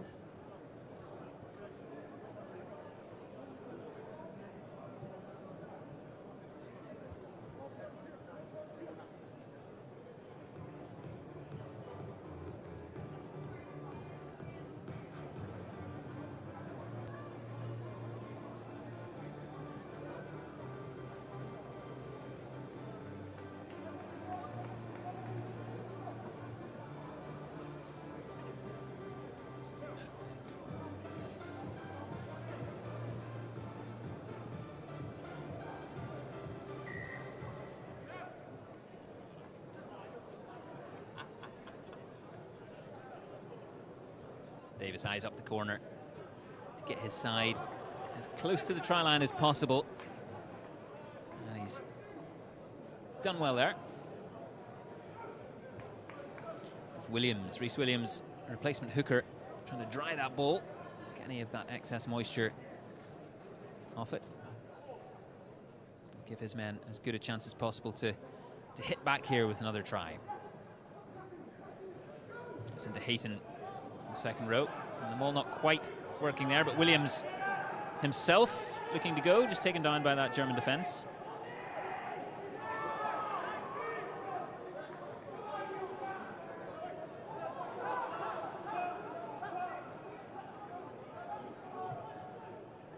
And UKAF go again. Committing yet more men to that ruck. Referee's got his arm up for advantage. I think we might see a little something. You can see Owain Davis calling for the ball. And agonisingly close here, UKAF.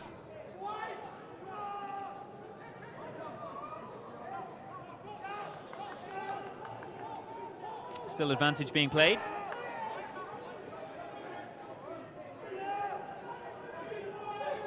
Still held up by that wall.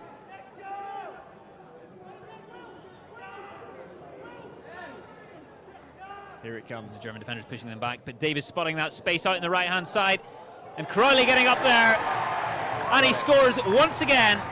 It's been some night for Ryan Crowley. And a nice little gather in. Another 5 points.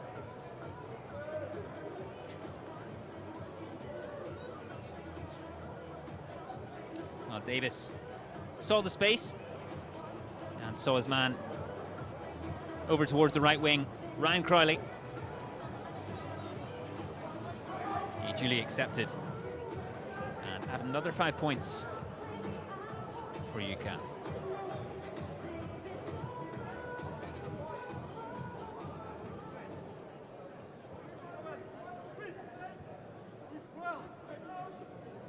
And Davis with what is a pretty important conversion attempt here.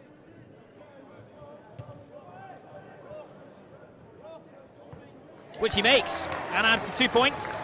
Brilliant kick. And we now have a 3-point game. UKAF 26, Germany 29. Just a tad over 10 minutes to go in this game at Kingsholm Stadium in Gloucester. Let me guess. Germany going to score off the kickoff. 3 for 3. Can't see your crystal ball there. I think you just dropped it maybe in the first half at some point. Really, really, really good boost for the boys there. You know, Owen Davis marshalling it, executing that little chip that he tried a bit earlier in the first half. Ryan Crowley with some brilliant athleticism to get in the air, and touchdown for his second. Oh, the Germans, they've been awake all night with those kickoffs. And Felix Lammers leaping into that dark night sky and collecting it. And yet again, UKAF score, but are back close to their line, having to defend as hard as they can, because Germany have been relentless tonight. Oh, and it's picked up there by Crowley. And the ref playing on, judging that ball to be good, but the Germans have a penalty. Didn't need to give it. He'd done all the hard work. Emptying that tank, Ryan Crowley. He's be interesting to see a heat map of his action tonight.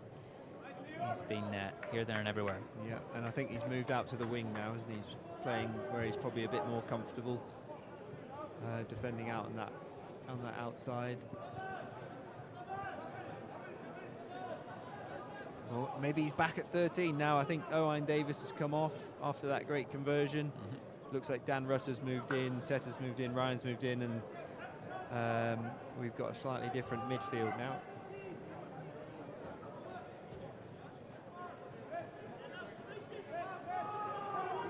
The Germans sniffing another try here. Their conversion rate's been pretty good tonight. Looked a little bit like a dummy throw to me. And that rolling maul's been pretty good. And here they are once again, banging on the door of the Germans. And yet again, they score, Will Reeve. Is it the commentator's curse? I don't know. Not from my commentary. Well, perhaps mine. 3 tries, followed very quickly by conceding 3 tries, is a little bit frustrating, and the boys will know it.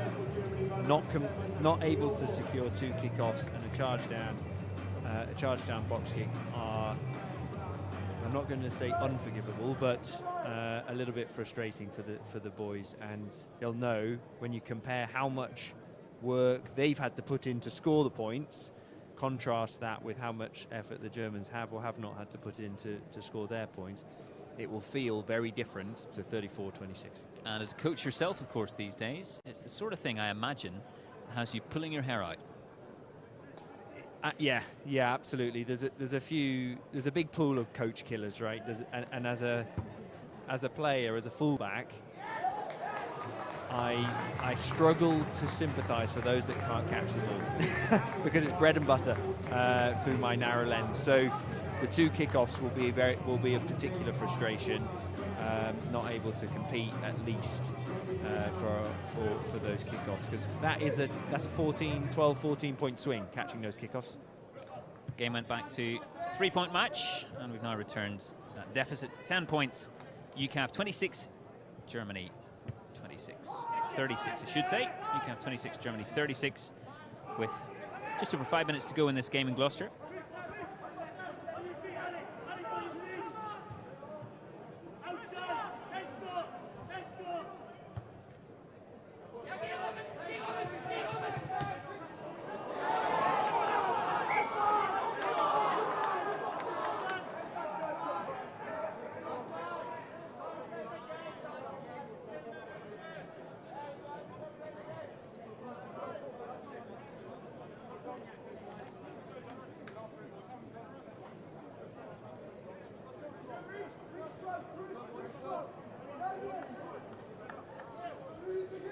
Another put in for the Germans here.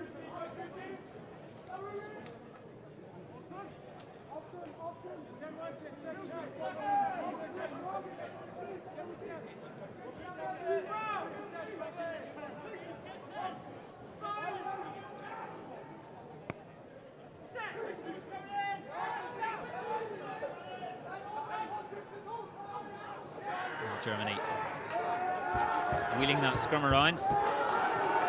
And an advantage for the visitors. Christopher Hennig has come onto the field. And another little chip through.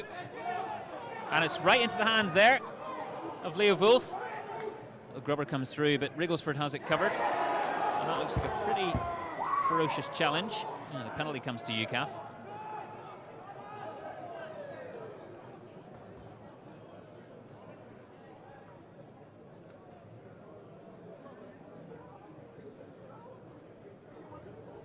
Wrigglesford just getting some attention there. He's had a busy match, Will Wrigglesford. Part of that nucleus in midfield from number 9.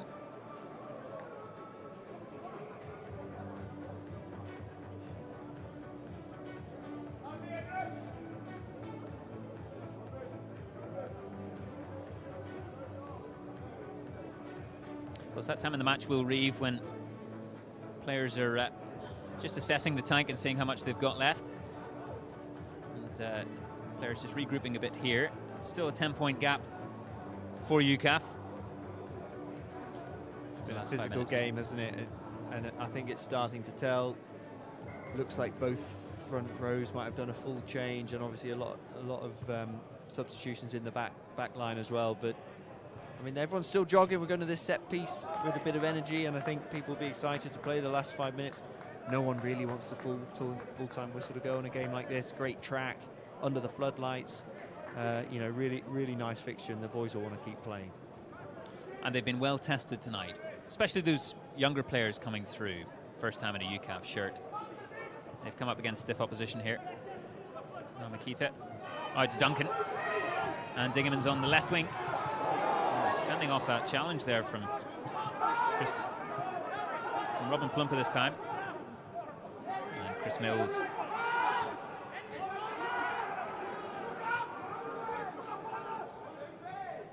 And Ethan Riley. Out to Russer. Roberts. Rusher again. Seeing some space up ahead. And a couple of forwards chasing that down from UKAF. It's a nice kick, but it's got to be followed up by the right chase, and no offence to Reese, but I don't think Reese Roberts is the man for that. It needs to be Ryan Crowley, it needs to be Craig Duncan, it needs to be someone else leading that chase to be able to pin the Germans in that corner. Otherwise, as we all say, good kick, bad chase equals bad kick. And a bit messy again from UKAF. And paying the price, the penalty there. Yeah, and I think that's the story of the game, isn't it? UKAF has just been there or thereabouts, but they're not able to make it count. Contrast that with the Germans. They've been clinical, they've scored when they needed to score, and at the right moments. Obviously notwithstanding the back end of the first half, but you know, you wind back a few minutes when we're talking about restarts. UKAF don't catch theirs, Germany regain possession, go and score some points. We kick it back to them, they slow the game down, they kick it up the field, they make a line break, and all of a sudden we're back in our half. So very, very similar, but just little margins adding up in the wrong direction.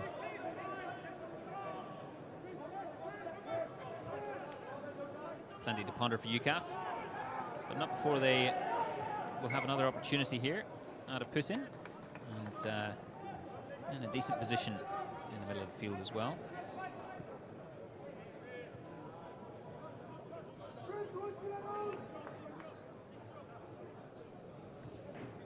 And it's Christoph Adini this time.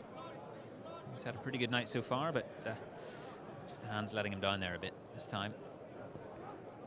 It happens to the best of us.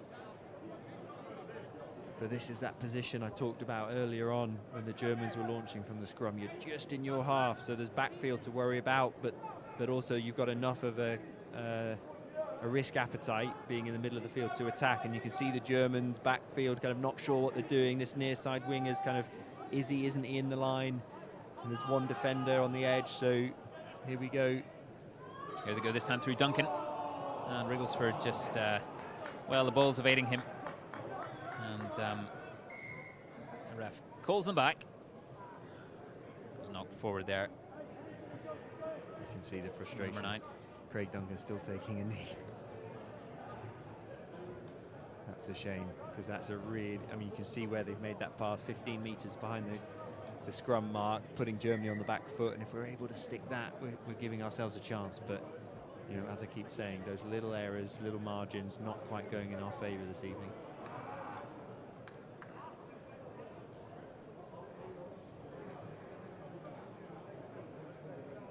The Germans have earned the right to have that rub of the green. Clive French, watching from Norfolk, Virginia, was lucky enough to coach and give Dave Manning his first RAF under-20s cap back many years ago. Great player in person. Well, cheers, Clive. And good afternoon, I should say. I think still afternoon in Norfolk, Virginia.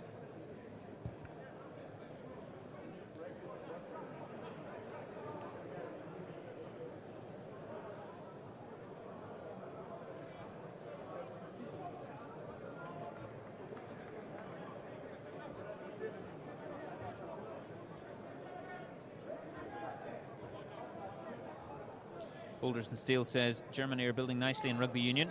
Plenty of good stuff to enjoy tonight. Good to see.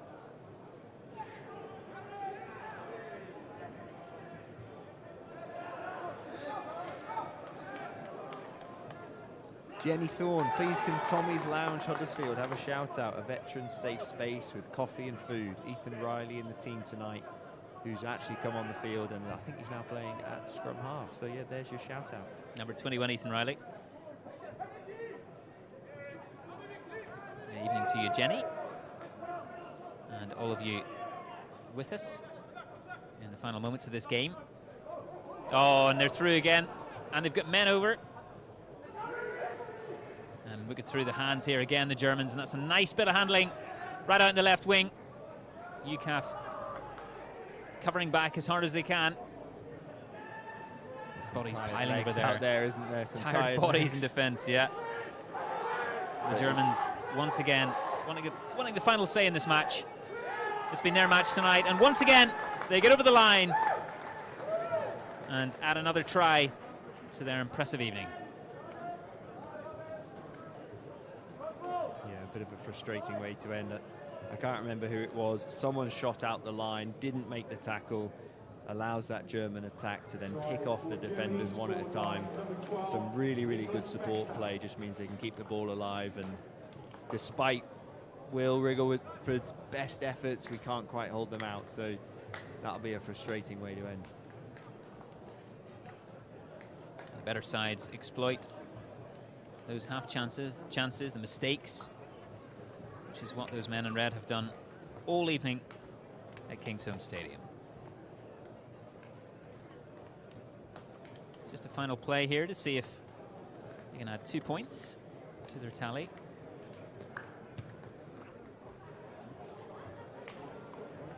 Which are good, taking them to 43 points at the final whistle. UKAF scoring quite a few tries in the second half in response, but it hasn't been enough tonight against a very strong German outfit. UKAF 26, Germany 43. The UKAF players go to shake hands with their opponents tonight. What's impressed you about the home side? We mentioned some of those mistakes, particularly in the final 10 minutes. A lot of players perhaps trying different positions or in different positions that they're not often playing in. What have you taken away from this one? I think firstly it's the ability for us to put out a team that competes with the national side when we might not necessarily have all of our first choice players. We've got an army camp this week with a big fixture on Friday. We've got the absences of Jared Haler. You know, we've got lots of the army boys, you know, Shane, Boller, whether they're out on contract or whether they're protected for Friday, whatever it is, we've got lots of these players unavailable. We've got lots of first caps, we've got lots of kind of second, third caps, inexperienced players, and we've been together for 2 days, and we're not that far off a tier 2 national side that's going to go and compete in the rugby championship. You know, and that's credit to the boys, that's credit to the coaching staff, that's credit to the management that have been able to facilitate it. You know, and it's also credit to the civilian clubs that these guys all go and play for. You know, there's lots of level 2 and 3 players. You know, we know the Navy have that clot down in Plymouth Albion and Cornish Pirates doing really well. The RAF guys are based in and around that sort of Oxford Harlequins area where they've got great facility up there, playing week in and week out together. So that, take the rugby aside, on the sort of minutiae and the detail, that bigger picture of being able to compete with national teams. Poland was a close game last year. Germany's a close game this year. Who knows what 2025 will hold? We might turn one of these teams over. And we mentioned the ferocity of some of those challenges, the physicality of this game from start to finish, really, exemplified by both outfits. But how good has it been to see that game spirit there? Obviously fitting for the fixture itself on Remembrance. That's it, and that is rugby in a nutshell, right? We're all going through the tunnel now, clapping, shaking hands. For the last 80 minutes, we've just beat each other up. And we've done it in the name of sport. We've done it in the name of remembrance. And tonight, specifically, we've done it in the name of Steph Rees, right? A comrade, a teammate, a shipmate, a friend to everyone out here on the pitch in a white shirt, myself included. When we got together with UKAF for the IDRC, Steph and I were paired up for the Icebreakers, right? So it's the first time I met him, and terrible, terrible tragedy. But what an amazing spectacle in the name of Steph Rees this season. Absolutely, and Kyle Dixon is with the skipper, Dave Manning. Next year.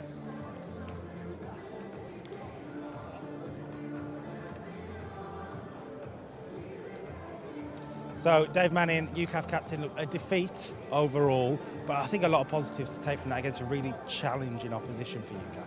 Yeah, firstly, congratulations to Germany. They fully deserved that. They played probably the better rugby. They took their chances, certainly. I think there was positives, but I think the standard we set ourselves in UKAF, there'll be a lot of frustration.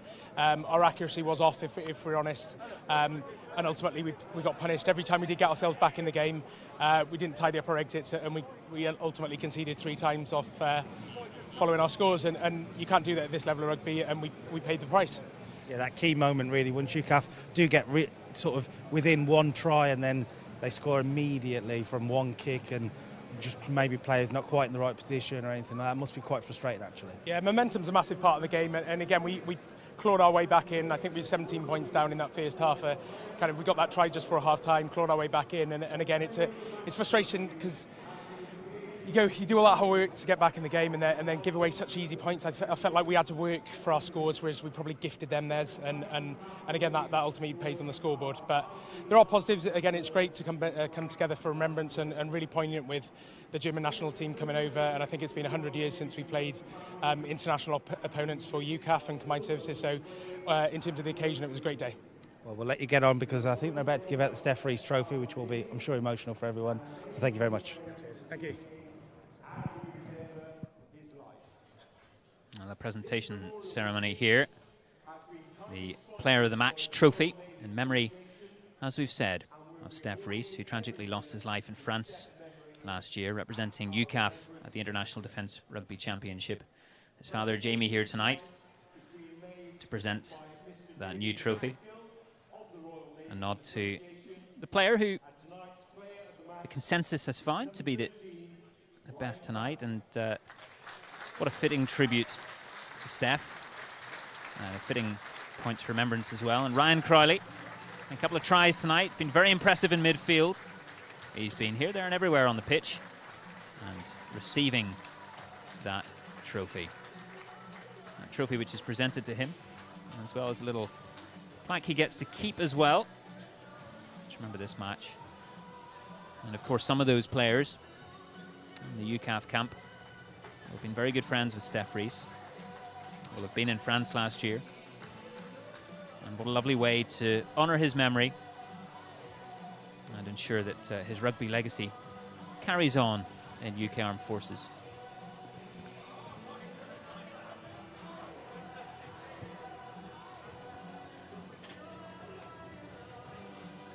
And players embracing each other, chatting after the game.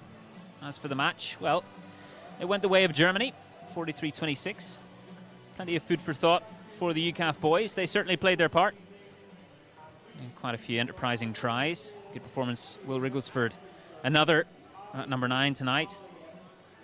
And as well, Will Reeve, for some of those British Army players who aren't here tonight, some of those who may make their way into the first team or have been in the first team quite a bit, they'll be aware of some of the players who've been putting their hands up tonight.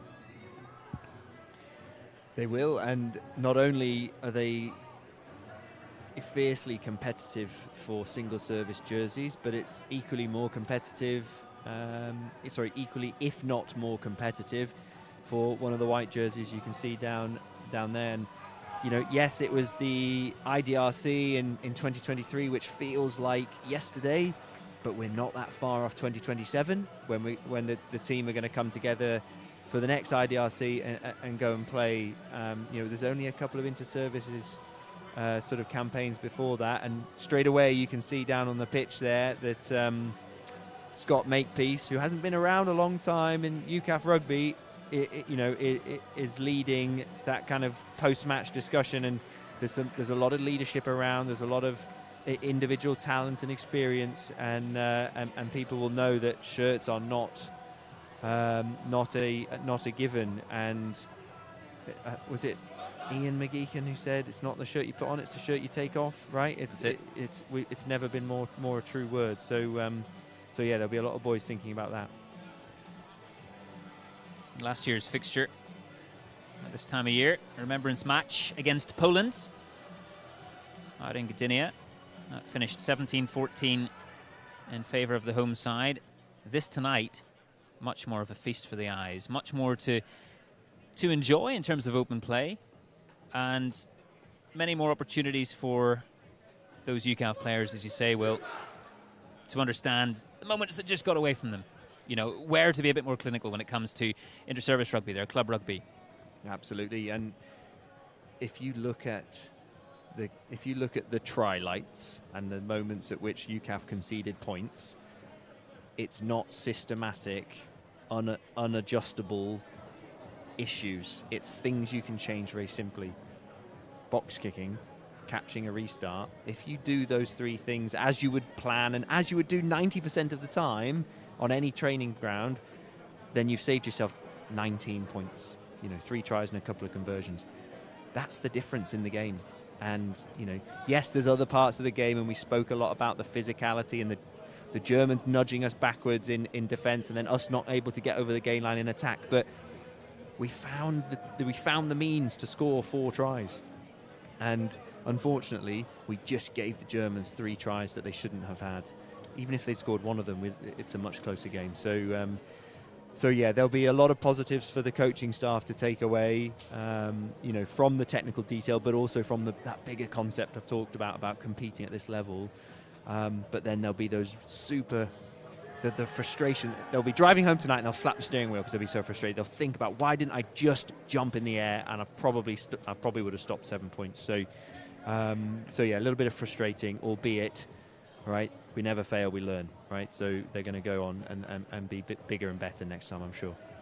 Well, we make a lot, of course, of the brilliance that is inter-service rugby, and our live coverage later in the season between all 3 services. And this, I'm sure, whets the appetite for an Army representative, seeing what's out there, especially from the other 2 services as well. Yeah, and when we turn the microphone off, I'm going to get in the car and drive to Cardiff, and I'm going to coach the Army under-23s first thing tomorrow morning. So our inter-service campaign kicks off in a couple of weeks.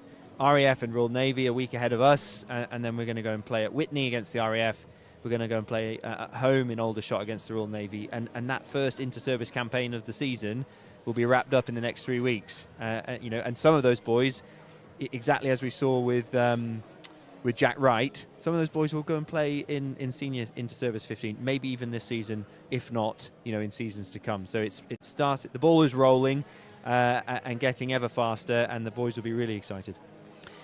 Well, in a nod to the way the rugby world came together last year, in memory of Steph Rees, and this year is no different. The players getting some photographs down there together at the posts, and a wonderful respect between them, a wonderful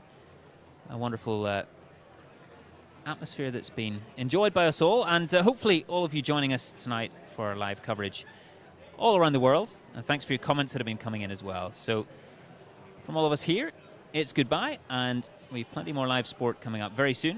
You can check all of our coverage on forcesnews.com, Forces News YouTube channel, and we'll see you all very soon. Good Thank you and goodbye.